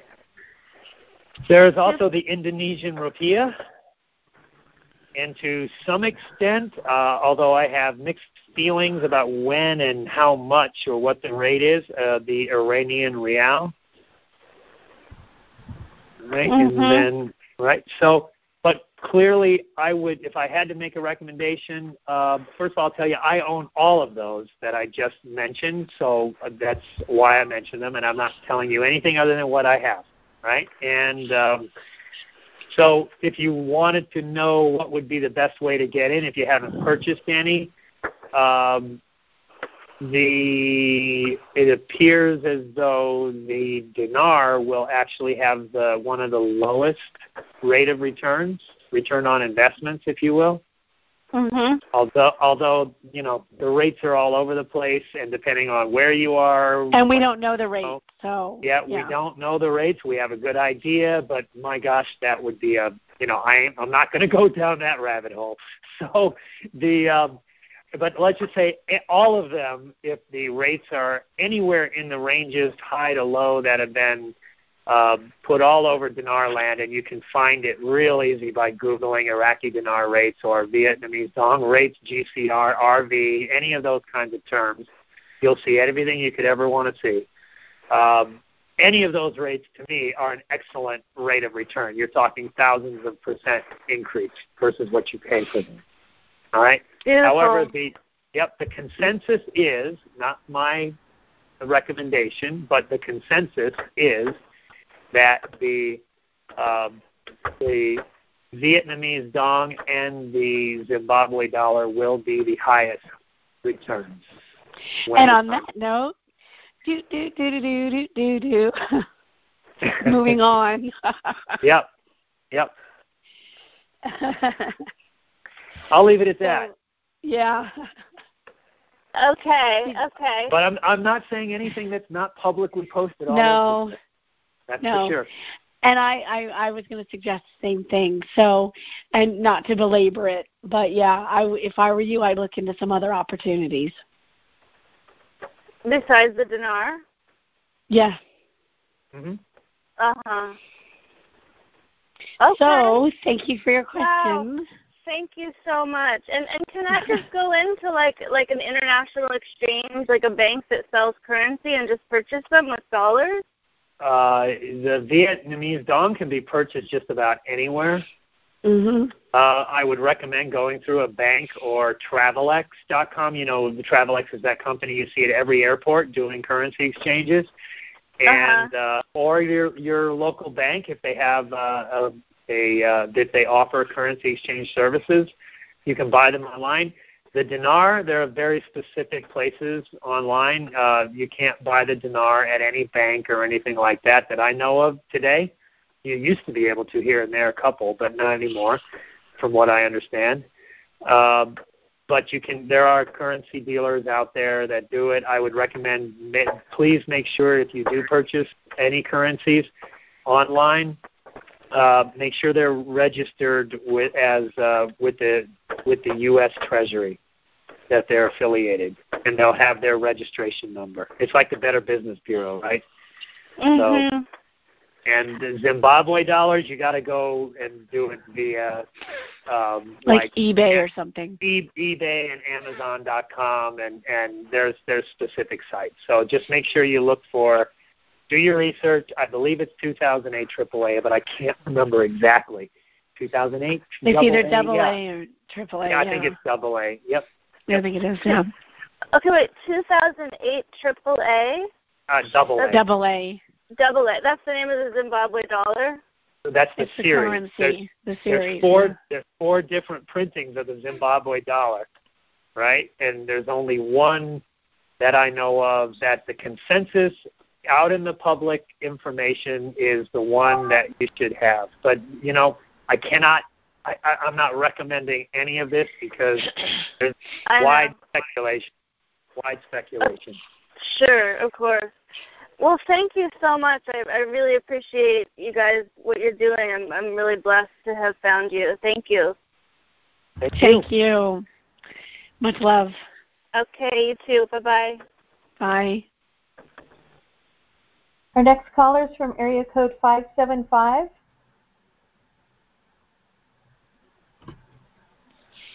Hello, 575. We are live from Reno, and you are on 575. Do you want to jump in here, or shall we go to the next caller? Let's go to the next caller. Yeah. Yeah. Area code 836. Oh, I'm sorry, 863. Hello. Yes. Can you tell us? Hi. My name's David Smith. I was just asking about the Zim, but I already had got the answer for it, so I appreciate it. Okay. Thank you. All right. Great. Thank you. Mm-hmm. All righty then. 575 came back on the queue. See if I can jump down there. 575. You hear me? Yes. Okay. Am I live? You are live. I'm live. I'm alive. Okay, cool. One quick question, Sean, is I was going to, like, until I put all the pieces together when things happen, I was just we have very small banks here. Like, one is a very local bank, no other subsidiaries. It's very quiet, home-owned. I was going to put my money in a bank to begin with until I figured out what I was going to do with it. Right. Okay, does that make sense to you? You mean, what do you mean by put your money in a bank? You mean? Well, I'm not going to go carrying it around. I mean, you know, when I get my currencies exchanged, et cetera, I was going to spread it out between maybe a credit union and one of my local home-owned banks. Until I figured things out, so that I'm not rushing around trying to figure out what to do. Because I was going to. I think I think the question that you're asking is: are you saying that the bank accounts are actually in your personal name? Well, yeah. I mean, what else would I do? I mean, I don't have money to. I don't even know where to start with the trust right now, and I don't know how much it costs. Okay. Well, first of all, you got to exchange, right? And when right. you exchange, that's first. That's number one, right? Those proceeds are going to go into a bank account because I don't know how much you have, but they're not going to just give it to you. It's not exorbitant, but it's All right, but they're not going to let you walk out with more than between $5,000 and $10,000 cash. Okay. To the best of my knowledge. Okay. So and I was going to ask them if they had any accounts where I could get some interest, where it doesn't just sit. Yeah, what I would do first, I would take it in steps. Eat the cow one hamburger at a time, as they would say where I grew up. And, okay.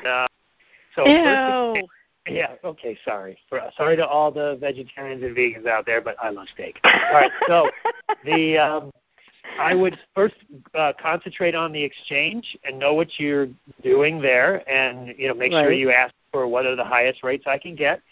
Okay, highest rates, right? Yep, and just say, are you sure that's the highest rate I can get? Are there any other options, right? I mean, you don't get what you don't ask for. Right, exactly.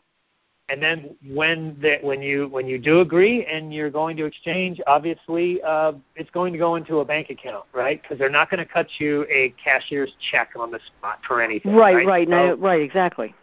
Excuse me.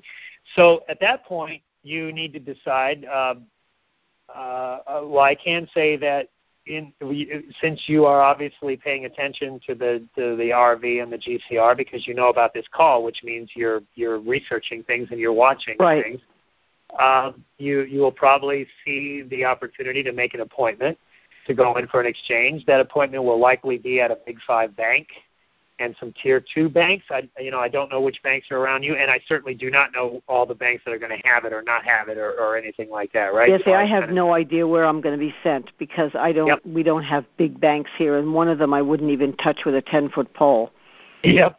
So, my thought about all that is, hey, you know what? If I call in and I make an appointment, they tell me that the nearest exchange center is like 300 miles away from where I live, guess what? I'm going to figure out a way to go 300 miles. You know what I mean? So once you exchange, then you'll have the option, am I going to keep my money with this bank that I exchanged with, or am I going to move it to my local banks where I live, right? And that's your personal decision.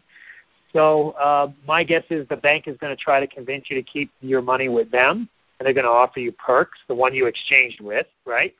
And and at that point, I would listen to what they say, and then make a decision on whatever you feel is in your best interest, right? So exactly. They just do not feel any pressure. They're trying to sell you stuff, and that's what their job is. I get it. Right. Exactly. Yep. Exactly. I want to stay local and quiet. Nothing wrong with that. Then you can just initiate a. My guess would be some days later. After your exchange, you will contact the bank you exchanged with, and you can just have them, you can make arrangements to move the money to whichever bank you wish in your local area. Depending on how much that is, you would, I'm just going to pull a number out of my head. If you're gonna send like $5 million, all right, you may want to not do a wire transfer, or you may want to do it in steps, because you don't want to risk that being put on hold for investigation or something of that nature. No, it's not going to be that much. All right. Well, you never know, right? So yeah, right. Anyway, that's true. You don't know, do you? Exactly. You don't. So I would never preclude and don't put out there to the universe that it's not going to be that anything's much, possible. Right, there you go. Thanks, Deb. All right. And here's the other thing I would suggest is that, and this goes for anybody, if you're using your home address still, don't. This is such a simple and first level of discernment step to take at this point. So what I did years ago, and this had nothing to do with the GCR, is because I was traveling and moving so much that I went to a local like mailbox, et cetera, type of venue. Oh, yeah. And, Right. So that's first and foremost. Now, get an address. And I would suggest not a P.O. box because it's tough to have stuff shipped to P.O. boxes because you're probably going to start, maybe doing some shopping. So go get a different address now and change all of your bank addresses to that address. and everything else too, whatever, cards you have or whatever, and just shift everything away from your house address if you are still using that. You don't want financial institutions pointing to the actual house where you live. I would set up a separate address for your financial dealings. Using mailboxes. Something like that. Mailbox, et cetera, whatever they're called. Something like that, yeah. Do some research. And depending on how small your town is, you might want to even just go 10, 15 miles outside of your town to a larger area. Yeah, I have to drive an hour and a half to 2 hours to go to a larger area. I mean, I'm in northern New Mexico. Okay. Well, I love New Mexico. In any case, I know. Mm-hmm. So I would definitely do that, like tomorrow, Monday, do it first thing. Yeah, have a different address, because your financial world will change, no matter how much it is, right? So, and this is not about being nervous. This is just normal prudence kind of stuff, right? Until I make a decision what I want to do. Exactly. You want to have a separate address. Always. Yep. Because you don't want people to know where you live. Going to your house. Yes. All what do I do about my driver's license? Well, that's okay, because it's really, where is your mail from your bank and your financial dealings going, right? Okay. Your driver's license is okay. All right. So. And personally, I actually did my driver's license to that address as well, and it was also too because I was moving so much in about a 5-year span that it was just way easier to have everything at that one mailing address. Right. That was your circumstances, right? Moving around and traveling all the time. Yeah, so you will have time to consider what you want to do. And depending on how much it is, just, ask your bank. You can always get a cashier's check and physically take that from one bank to the other and do that kind of thing, rather than, large wire transfers always attract attention, from the government, right? And, I like moving it myself, that kind of thing. So. Right. So in other words, just take it myself and do whatever I want. Yeah. It's like taking your paycheck down to the bank and depositing it, right? So. Right. And then you're free to relax, and trust me, your local bank would be happy to speak with you about how you can, get some interest or some type of thing while you're deciding what you want to do in the future. So I'm sure there'll be. In the meantime, when I do that, I need to have a different address. You just want whatever your financial address. I would. Yeah. You want to have it not your house where you live. Okay. Right. I do have a post office box. Yeah. If that's where your stuff is, that works too. P.O. box. Well, the thing is, and it doesn't. They don't really have my recent move, so they don't have that address. Okay. I would just make sure. They're all asking now for everybody wants your where do you live. Plus, if you give them a post office box, they want your physical address. Right. How do you get around that? I was just giving. I was about 2 minutes ago. I was getting the guidance to say to you, do not allow them to bully you. Mm-hmm. Okay. It's important for you to stand your ground. Right. And with all of these things at Homeland Security, it's just like they have moved their way into and infiltrated every aspect of our lives. So it's just stand your ground. And personally, I wouldn't use your physical address for anything. That's me. That's my personal. Well, we don't have physical addresses here because it's a very rural area. Right. So so if I just say that's my address, period, I'll just stick to that. I guess I could use my P.O. box. No, they'll always ask, what's your physical, is this a mailing address, but what's your physical resident? You don't have to answer that question. Okay, good. That's good to know. Exactly. I've always felt that way, but, it's like. Yeah, that's what we were discussing in the last call. It can be intimidating. Yeah, because they ask the question doesn't mean you have to answer it, right? So. Right. Yep. Okay. Okay. Thank you for calling. Thank you. Hey, thank you very much. Oops. Sorry about that. I'm going to hold on a minute. We're going to reiterate our disclaimer. We are not financial advisors. We are not tax attorneys, and we are not financial professionals. We are only describing what we have done and what we're doing and why. What you actually do is up to you and your own discernment. Thank you. And that this call and this show is for entertainment purposes only. Oh, yeah, that'd be cool. Yep. Better tell a joke or two here soon to make it actually entertaining. Exactly. Yeah, just to acknowledge the crumbling litigious society, because I'm going to be happy to watch that disappear over time. Yes. Okay. Okay, our next caller is from area code 612. Hello? 612. Hi. Hello. Where are you calling from? Can you hear me? Yes, we're talking to you. Go ahead. Oh, this is Lynn, 612. Yes. Hi, Lynn. Hi, Lynn. Good. I'm glad I got on. I just love what you guys are talking about this evening. I'm calling from Minnesota. Great. Greetings, and Minnesota. It's cold there now. Yeah, it's gotten cold finally. Yep. But we've had a beautiful fall. Awesome. Anyway, I just wanted to thank you so much.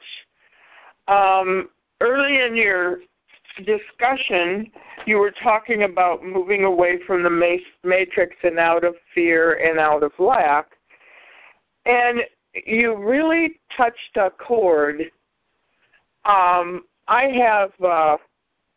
a writer, and I do conferences and things like that, and I have, 3 projects on the table that are going to need funding. And so I know that some of the funds that are going to be coming in are going to be used in that direction, but I really got the idea that it's important to give to the community.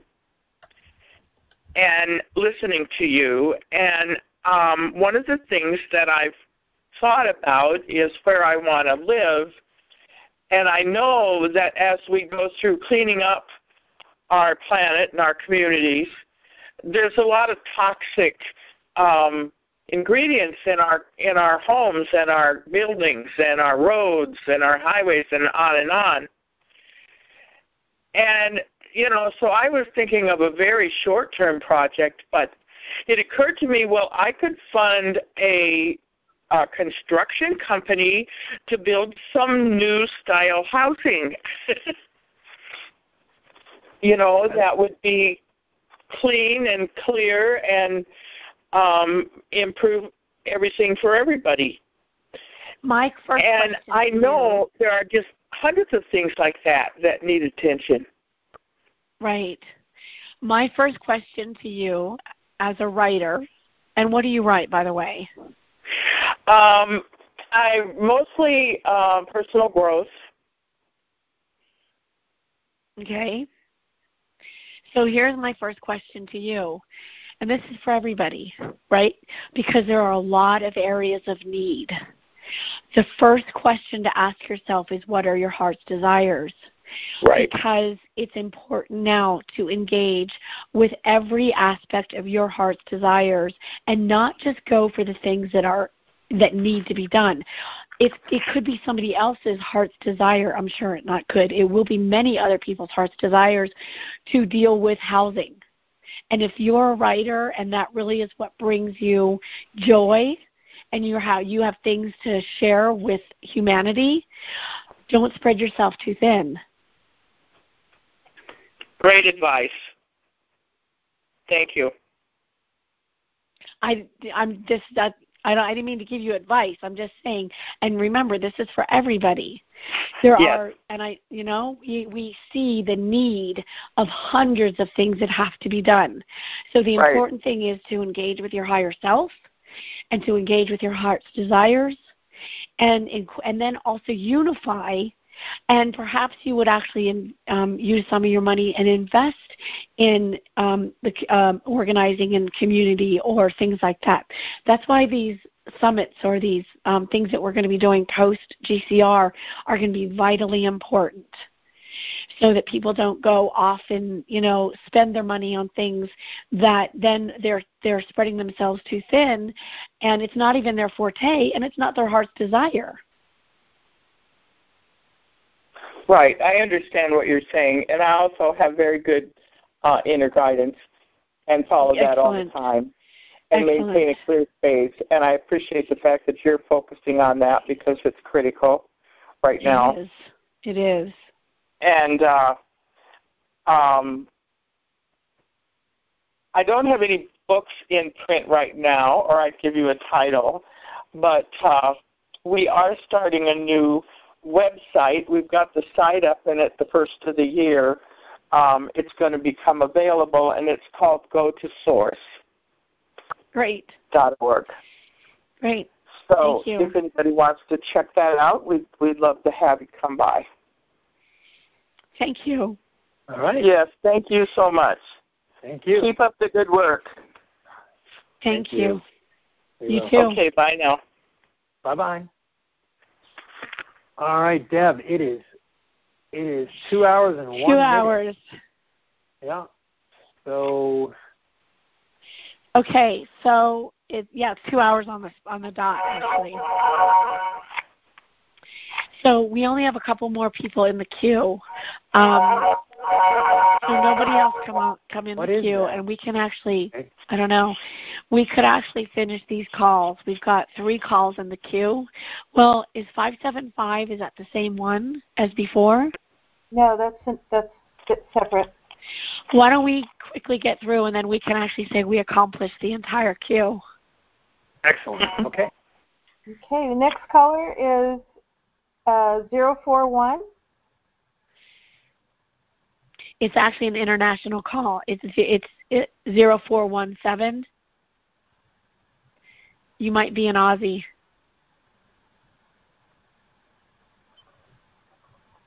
Hello, 0417. You're live on the call.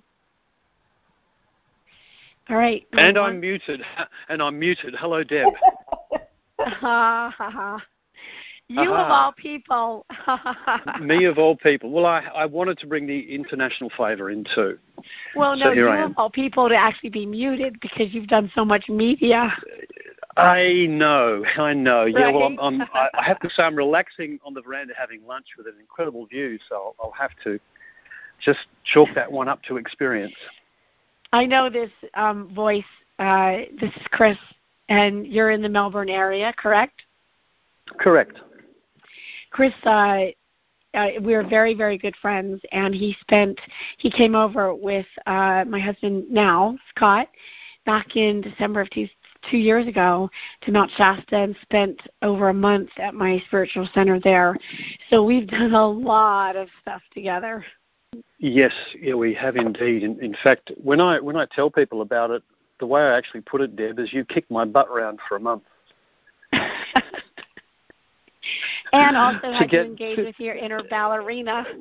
Exactly. Well, yes. I don't mention that so often, but it's actually a really, really important part of it, bringing that feminine back in. But I just wanted to actually say to Sean too, I really feel the shift you're going through because it's something that I started with Deb a couple of years back.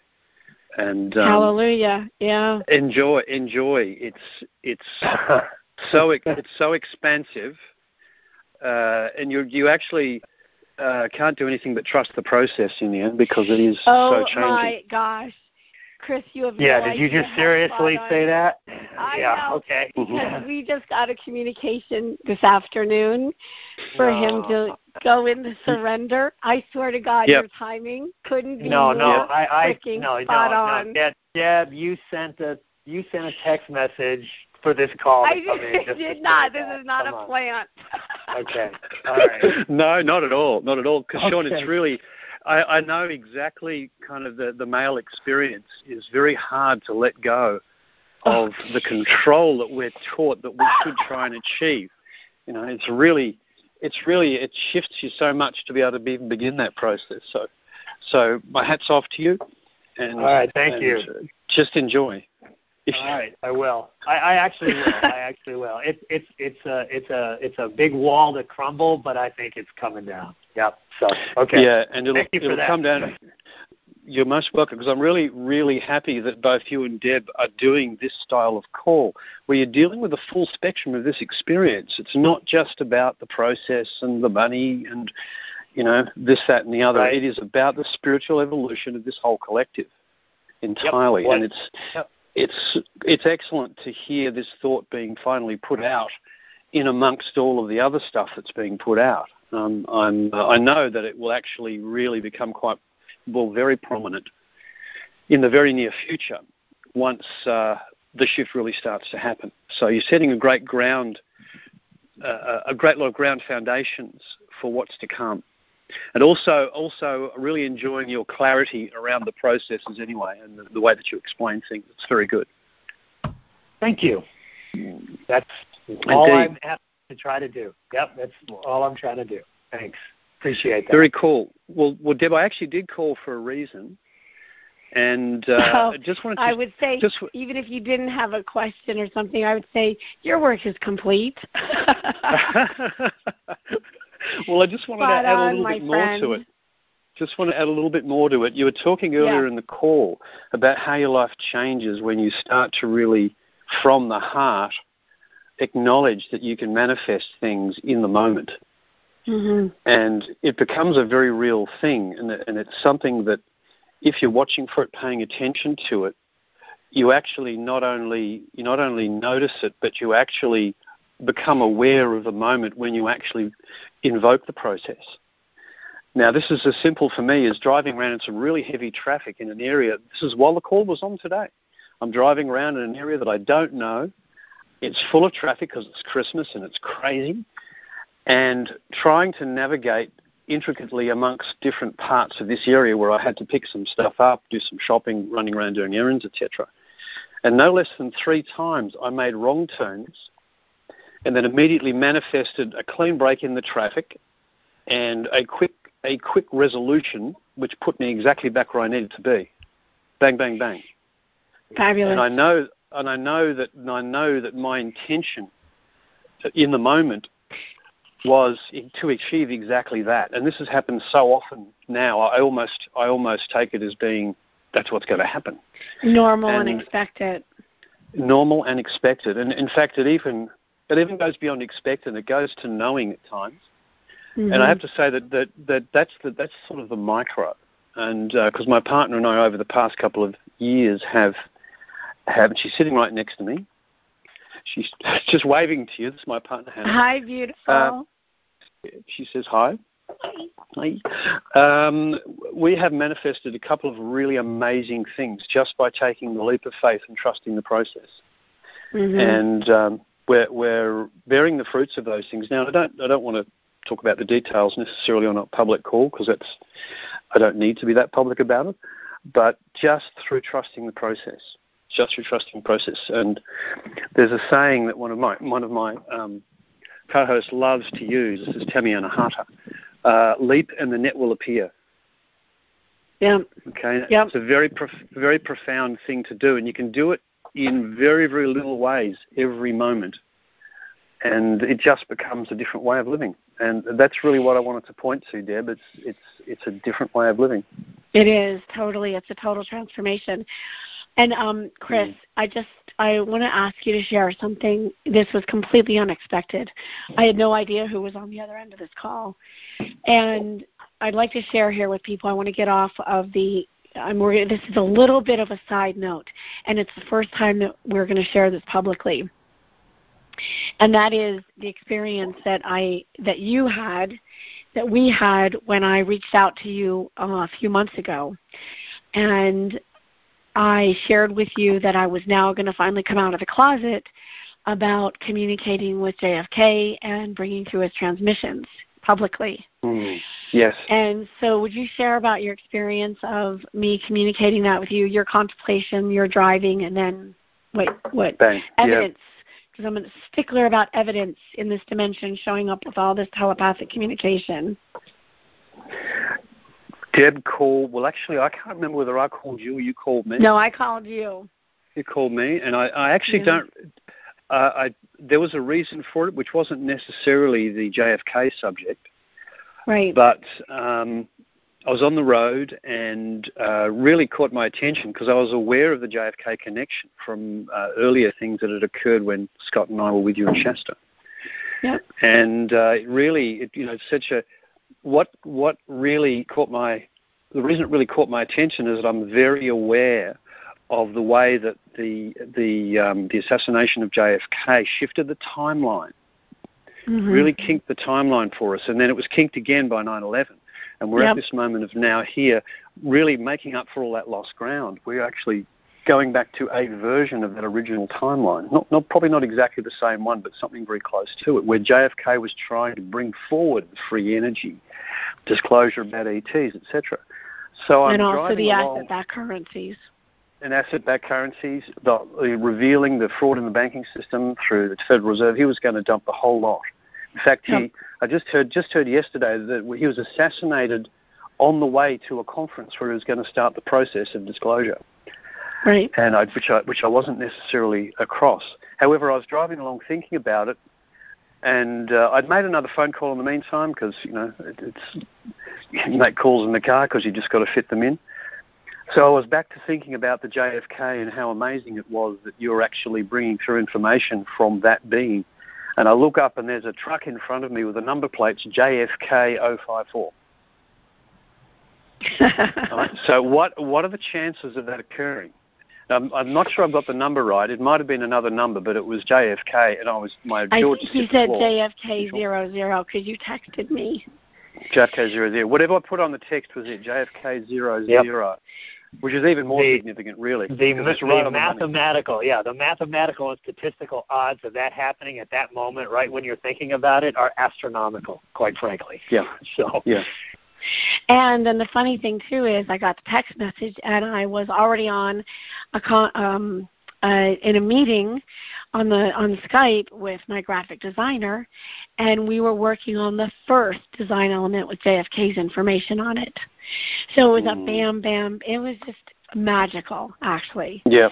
So these are the kind of real, and Sean has an amazing story you can share another time as well that occurred recently. But these are the real-time evidence and confirmations that I seek because I'm bringing forth so much multidimensional telepathic communication, etc. So, Chris, honestly, for you to be calling in right now, absolutely divinely ordained and guided, and I so appreciate that you followed your heart and followed through with calling. I had no idea, and I didn't plant you here.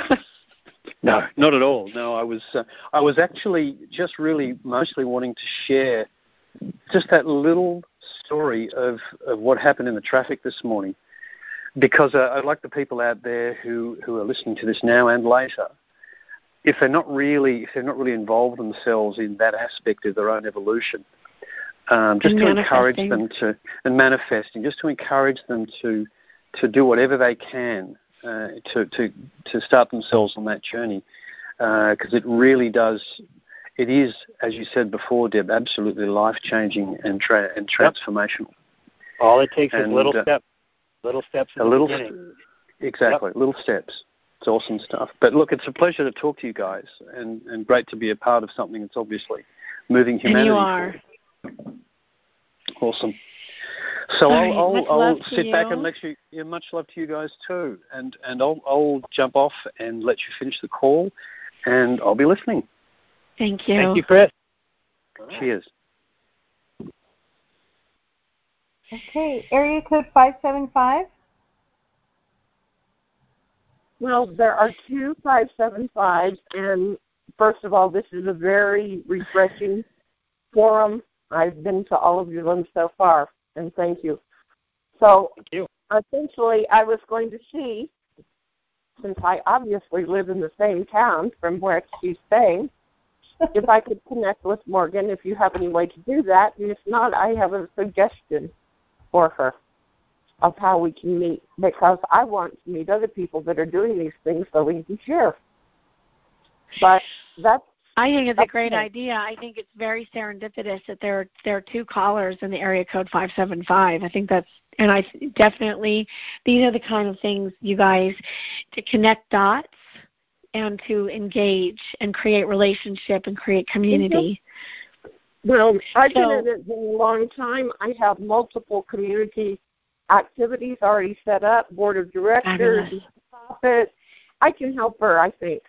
And I'm using the same bank if it starts with a C, if she's still there. And I was suggesting, and it's a wonderful, wonderful bank. And I can meet her there at 10:30 tomorrow morning if she wants to meet me. Well, I would say for the sake of privacy, why don't you send me an email at contact@shiftishappeningtv. Please don't anybody else send these emails there right now. Contact us at shiftishappeningtv.com. And Morgan, if you're still listening and you want to connect with what is your name again? Barbara. If you want to connect with Barbara, then I'll put the 2 of you together. And if you guys also become members of the community, let me know in private message that who you are, and then obviously you'll connect there on the community. Well, I have been thinking about it. I'm very interested in the fact that you combine not just the information that's financial, but the metaphysical, spiritual side of it, which is what got me in this in the first place. So, and that's the focus of almost all of my projects are guided to have a wonderful team. And I don't know anybody else in my area code except my board members that are participating. Fantastic. So anyway, I'll share with you more maybe online rather than run this for another 5 hours, which I could talk about it for forever. So anyway, I appreciate you guys very much, and I'll be here next time if you're here next week, okay? Thank you. Thank you. Much love to you. Thank you. Okay, area code 505. Hi, this is Lou in Albuquerque. I'm really enjoying your commentary, but I hear occasionally mentioned on this call and a few others here and there the prosperity programs. And does the name Dolphin mean anything? This is back 10, 15 years ago. We were all involved paying by money order. Everything was by mail. There wasn't much internet. Is there such a thing, and is there a database somewhere that somebody's managing that's got a list of names on it? That doesn't mean anything to me. Yeah, there are many names of, first of all, prosperity programs. They are real. There are many different names. Many of them are quite confidential, so I won't go into confirming or denying. But your main question, I think, was, are there lists and databases? Well, databases meaning that at one point, if you heard about it and you were given a contact, like an email address or something of that nature, to engage or to be to make yourself known as a participant, that'll still be there to the best of my knowledge and the information I have. I really am not into the prosperity programs. I'm not a member of one. Well, I think I am one, but I'm in the same place you are because they kind of go quiet, right? I do know that the prosperity programs are a part of this global shift, the dismantling of the fiat system and transferring what was always humanity's call it global settlements, monetary instruments, and those types of things to be transferred back to humanity. And that's what this global financial reset is about in the bigger picture. I believe that the prosperity programs, just from the tertiary information that I have, because I'm not deeply involved with them, I do research them, and I have, they will make themselves known to people that registered, and even to the point where if you've changed addresses and things, I've heard that because of the level of access they have within the infrastructure that exists, electronically, that they're able to find you. I mean, even if you've done a change of address or something of that nature, that's all there, because if the post office can find you, right, you've notified them where you are, that goes out as well. So I believe that they will execute sometime after the currency and the bond part of this GCR and the global financial reset execute, and they will come online shortly after. What's the definition of shortly? I do not know, and I'm never afraid to say when I don't know something, and then that I don't know. So, but there is definitely maintaining of contacts and people that registered and signed up for them, even if it was 10 years ago. Well, thank you very much. That's what I was thinking, and you just confirmed what I was believing myself. I appreciate the call very much. All right, thank you. Bye-bye. All right, congratulations to us. We got through the entire queue. Jennifer, great job. Thank you. Yeah, thank you, Jennifer. Well, right. I would like to just say, in regards to this GCR and asking everyone to focus their energy and love and light in the presence of I am love, I am light, I am gratitude, and send all that energy and vibration to Reno so that we can transmute any of the energies that may be not be conducive to this GCR releasing. Remember, anything is possible. We can wake up tomorrow and everything be completely aligned with numbers and groups and everything. Holding over the next several days, but even as you go into the day, the night, holding that everything and anything is possible. So just focusing here in Reno. I just had some activation energy coming through quietly as I was muted. And so just holding that vibration that everything and anything is possible, have clarity of intention, and align through your heart's desires. Thank you so much for being present. Sean? Thank you, everyone, for listening. It's been a great show, and I enjoy this very much, and I expect that everyone is listening as well. So thank you, and we'll continue to do this as long as there's a use. Thank you very much. This one's in the can, Deb. Yeah, exactly. And thank you to our team also, Scott and Helen, Nadia, all the leapfroggers, all the people who are part of the Restore Humanity group. We have an amazing team around us. So I'm saying you guys as viewers and listeners and engagers, you have an amazing team that is holding this field. So we are unified. It is with much love. Thank you. Thank you. Goodbye, everyone. Special thanks to IQDcalls.com for listing our calls each week. Thank you very much, JV. Good night. Thank you, JV. Good night, everyone. Good night. Stories become closer. Closer is where we belong. Is anybody listening? Does anybody hear what I say? Is my body dreaming? Are we going the same way?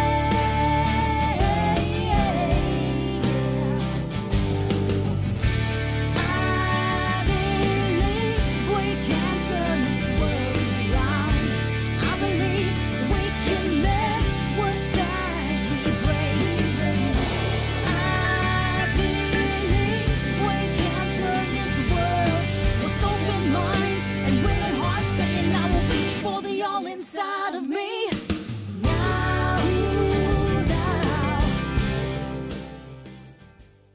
Nevada. For many of you, you know that for the last several years at least, this area has been the focal point for the exchange place in the United States. There's been all sorts of information and intel over the years of people in and out of Reno, and we were guided to come up here. I actually asked John to join me a couple weeks ago, and that didn't work out timing-wise. Then we were guided to come up here. Before Thanksgiving, right? Well before Thanksgiving, early November. Yes. Yep. Exactly. Yep. So on an energetic, and we often refer to this as the esoteric, but on an energetic and spiritual aspect, which is a very important aspect of this entire process. There has been a tremendous amount of energy that has been focused on Reno to hold and to basically create a gridlock of this GCR. And so what we have been guided to do is to come here and to work with, even just doing these shows from here, is basically, it's like when you're, what I'm being shown right now is in a boat that is going through the ice, that they have special boats that actually break up the ice, right? So what we're doing and why we're asking you to even focus your energy here on this geographical location is that we send a lot of light here to continue to anchor and hold and activate this field and the unified field. Now, over the next week, we are doing this show. I am doing 2 shows coming up that are the first public transmissions of JFK that I'm bringing through. That's Tuesday and Friday of this week. Yes, it's Christmas. We're opening up a portal, basically, and closing that portal on Christmas Day. And what's important for people to understand is that this entire process of the money, this is not about people getting rich and paying off bills. We are in a contingency plan situation. This money was meant to be released back in 2001. So if any of you that don't know the history of that, it's important for you to understand. We're in a uncharted territory situation. We were meant to have the humanitarian project money released 13 to 15 years ago over that time frame.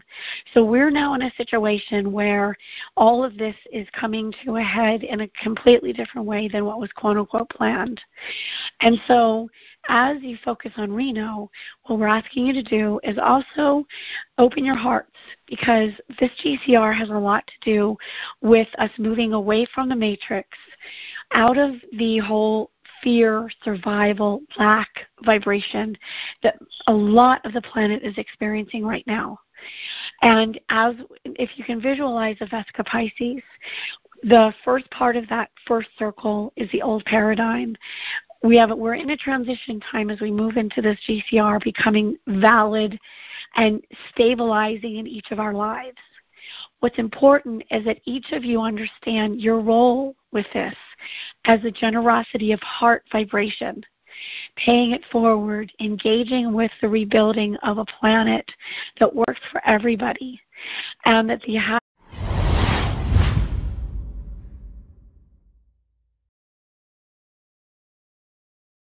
Today is Sunday in the U.S., December 20th, 2015. If you're here for the Let's Talk Everything GCR and the Great Shift with Deb and Sean, then you are in the right place. And just before we get started, a few housekeeping rules. Yes, my voice is going through quite a transformation. I will talk about that. And I actually won't be doing a lot of talking tonight. But we are engaging with you guys here because we are very committed to seeing this GCR through and bringing it into fruition and holding a field that is incredibly powerful for the evolution of humanity. So as we engage with this show tonight, we're asking for you guys to be very present. And if you're multitasking, to perhaps switch gears. And we're going to be opening up the phone line as we have in the past to do Q&A. If you do get on to ask a question, then one of the biggest housekeeping rules is please don't say your last name. And that if you want to say your first name and where you're from, that's great. Another housekeeping is to know that this call and this show is being recorded and that it is posted and available as a recording. The replay is available on the telephone number that has been provided on multiple locations, and also the YouTube channel for Wake Up Shift is happening, and also on the website wakingupwithdeb.com. So what we normally do when we start our call or show is we set the context and we bring in some of the different spiritual aspects of this entire GCR. So I'm going to just ask Sean, would you like to go ahead and start sharing anything, and we'll get the ball rolling? Let's see. One is probably why did we postpone last week's show? I'll just answer that. It's a pretty short answer. A lot of information, a lot of things began over the last weekend. Actually started Friday, even maybe Thursday night, depending on what part of the world you're in. There was so much information, some of it somewhat contradictory and these types of things, but it was some pretty detailed stuff. I was reminded that there are some things that are should not be shared publicly, which I fully and honestly agree with. That was unclear at the time. This process has started. The process of the GCRs, the funding, being readied, and various groups being activated, I guess you would say, or notified, is probably a pretty general term, but definite things were happening in that arena last week, and we needed time to process what information, what was accurate, what was not, what could be shared, what could not, and so we felt it best for the security of the process and also for our security to just wait and process that information for a few days and see how things unfolded, and that was the right call. So that was the reason, and now we're back here, and so that's pretty much that. Well, and in addition to that, so that's important for people to realize is that as we get closer to this coming into fruition, that it's important to understand there's things that we just can't talk about, that we can't answer all questions, and that to trust the process too, because we're experiencing a lot of high-level, and that's why we said high-level activity. We're experiencing a lot of high-level communication that is starting to come through, like in the form of instructions and things like that. Was that okay to say that? Oops. Yeah. There's various instructions, right? Yep. Yep. So as we get closer and closer, then we're going to be gauging and watching everything that we say and that we do, and we're asking for you guys to also engage in the same integrity vibration, basically. Right. I think the best way to do it is reference what is out there in Dinar Land on both the internet and some other calls that happened over this week, and it's always easier to kind of corroborate some of that than it is to try to carve out new territory, because we get into uncertain waters at that point. So there's already been a lot of information that this has started. I think I've seen that just about everywhere in Dinar Land. The key is what has started. Many times when there are posts put out like it's beginning or it started, it's happening. The key thing to understand or try to understand at that point is what is it when it's reported it is happening. Depending on where you are in this process, depending on what group you're in or you think you're in, whether it's on the private side or the public announcements, the term it and it is happening is different, right? So I always try to clarify what it is, and when it says this has started, what is exactly started, because oftentimes, we're here to kind of keep things grounded and understand to the best of our ability. I certainly do not have all the information. I am waiting on a lot of different things, just like everyone is. Some information is just not going to be presented, right, to anybody at any level, certainly not me. So I'm not special. So the key is what it started. That really meant the formal kind of activities and the logistical process of the higher level the higher level processes, or the beginning of logistics, collecting things, making plans for certain types of travel, and getting put into the queue, getting ready for various validation steps. You might want to call it compliance steps, checking databases, making sure everything is ready and moving at that point. That's what started. It starts at a high level, and in a nutshell, it trickles on down, or it flows down. I don't like to say trickle because that implies slow. Have and have-nots are not just the have and have-nots of money, but they're also what has been revealed to me and described to me by the guides that I communicate with. The have and have-nots are also the vibration of your heart. Are you engaging with your heart's desires? Are you engaging with generosity of heart? We cannot go back to the way we are choosing, I should say, to create an exit strategy out of that matrix of lack. And in order for that to occur, we each must be the conduits of that vibration of generosity of heart of gold. The reason that the golden age is called the golden age has to do with gold being released on the planet and heart of gold vibration. There are frequencies and vibrations that have to do with even the periodic table of those and the vibrations of those energies that are here, that are a part of our generating the frequencies of this new earth reality. Do you want to jump in, Sean, for any of that? Yeah. So in essence, we always, the focus of our program is, we call it the shift, right? And there are many shifts happening, all part of the grand shift. And the shift that's happening now is the dismantling of the fiat currency system, which we talked about a lot in the previous show, and the unveiling of a new system based, what used to be, but it's been gone for a long time, is a new system where currencies are actually backed by things of value, assets, primarily gold, all right, precious metals. So just envision two spheres or two discs. One disc is the old system, the old matrix, the old paradigm, the old field. That's the fiat system, the debt system, the slavery of debt, the feeling and the perpetuation of lack and struggle, and I've got to work my butt off just to get a couple of bucks, right, type of thing, and survival.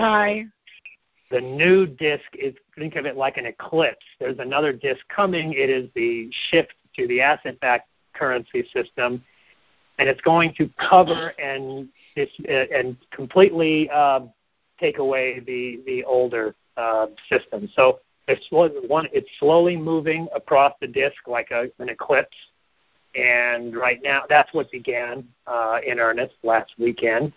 And so I would say now the disc is 1/3 of the way or more, covering up the old disc, and that's the new field, what Deb refers to as the unified field, the field that we're shifting into and that we need to be ready for and prepared. It is that new field where nothing in the old can exist, and we certainly don't want to go back to that, right? So what's important with that, yeah, that's great. What's important with that to understand even for each of you individually is to have a self-assessment, of a willingness to self-assess.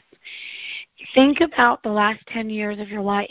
How many coping mechanisms possibly have you created in order to survive, exist, and maneuver your way through this lack field of this lack? It's going, to the best of my knowledge, the process is unfolding as fast as it can, and things are in place, and more things get put into place as almost each day goes by. I cannot get into any detail about what's happened already, what's been completed, what's not completed. However, I can confirm that there's, the level of activity that's happening now has never been happening before, to the best of my knowledge, across my 6+ years being in this. And then it moves on down. So if someone says tomorrow's a significant date, it'll happen tomorrow, or it's going down tomorrow, that may mean it's going down for a particular level or a particular item. But if if a person is in the I think they're in the internet group or the G64, something like that, it's going down tomorrow is not referring to that level, right? So I think there's a lot of confusion around that. And but it's moving to that level, and it's going to complete, and it's going to fast possible. The other thing to remember is, in spite of the activity and all those things, to my knowledge, I am not aware of a single group that is funded liquid and spendable cash from a transaction, from a currency exchange. They're just preparations and maybe even like right on the edge. But what we're all waiting for that is, to make that real, is the injection of the USN, the U.S. notes, the Treasury notes, or the gold. I just call it the gold-backed U.S. currency, be injected into the system, which basically makes that asset-backed currency available to fund the exchanges, to be exchanged into. So if you're turning in your foreign currency and you're going to get your local currency, in this case the United States, you're going to be exchanged into an asset-backed currency. That's the plan. And to the best of my knowledge, that USN is not injected and in place in the retail banking infrastructure. All right, the elusive TRN, right, which is a pretty much a sovereign level, treasury type of currency. To many reports I've seen, and the things I can corroborate that appears to be the case. And have I seen, a printout or a banking screen that shows that? No. But I don't think that's exactly the way it shows. So those are, way high up. But it appears that what actually triggered the last steps of preparations and logistics beginning last weekend was the availability or the activation or injection, or I would say availability of the TRNs at the sovereign level, which kicked this whole thing off. I think that was the seminal event.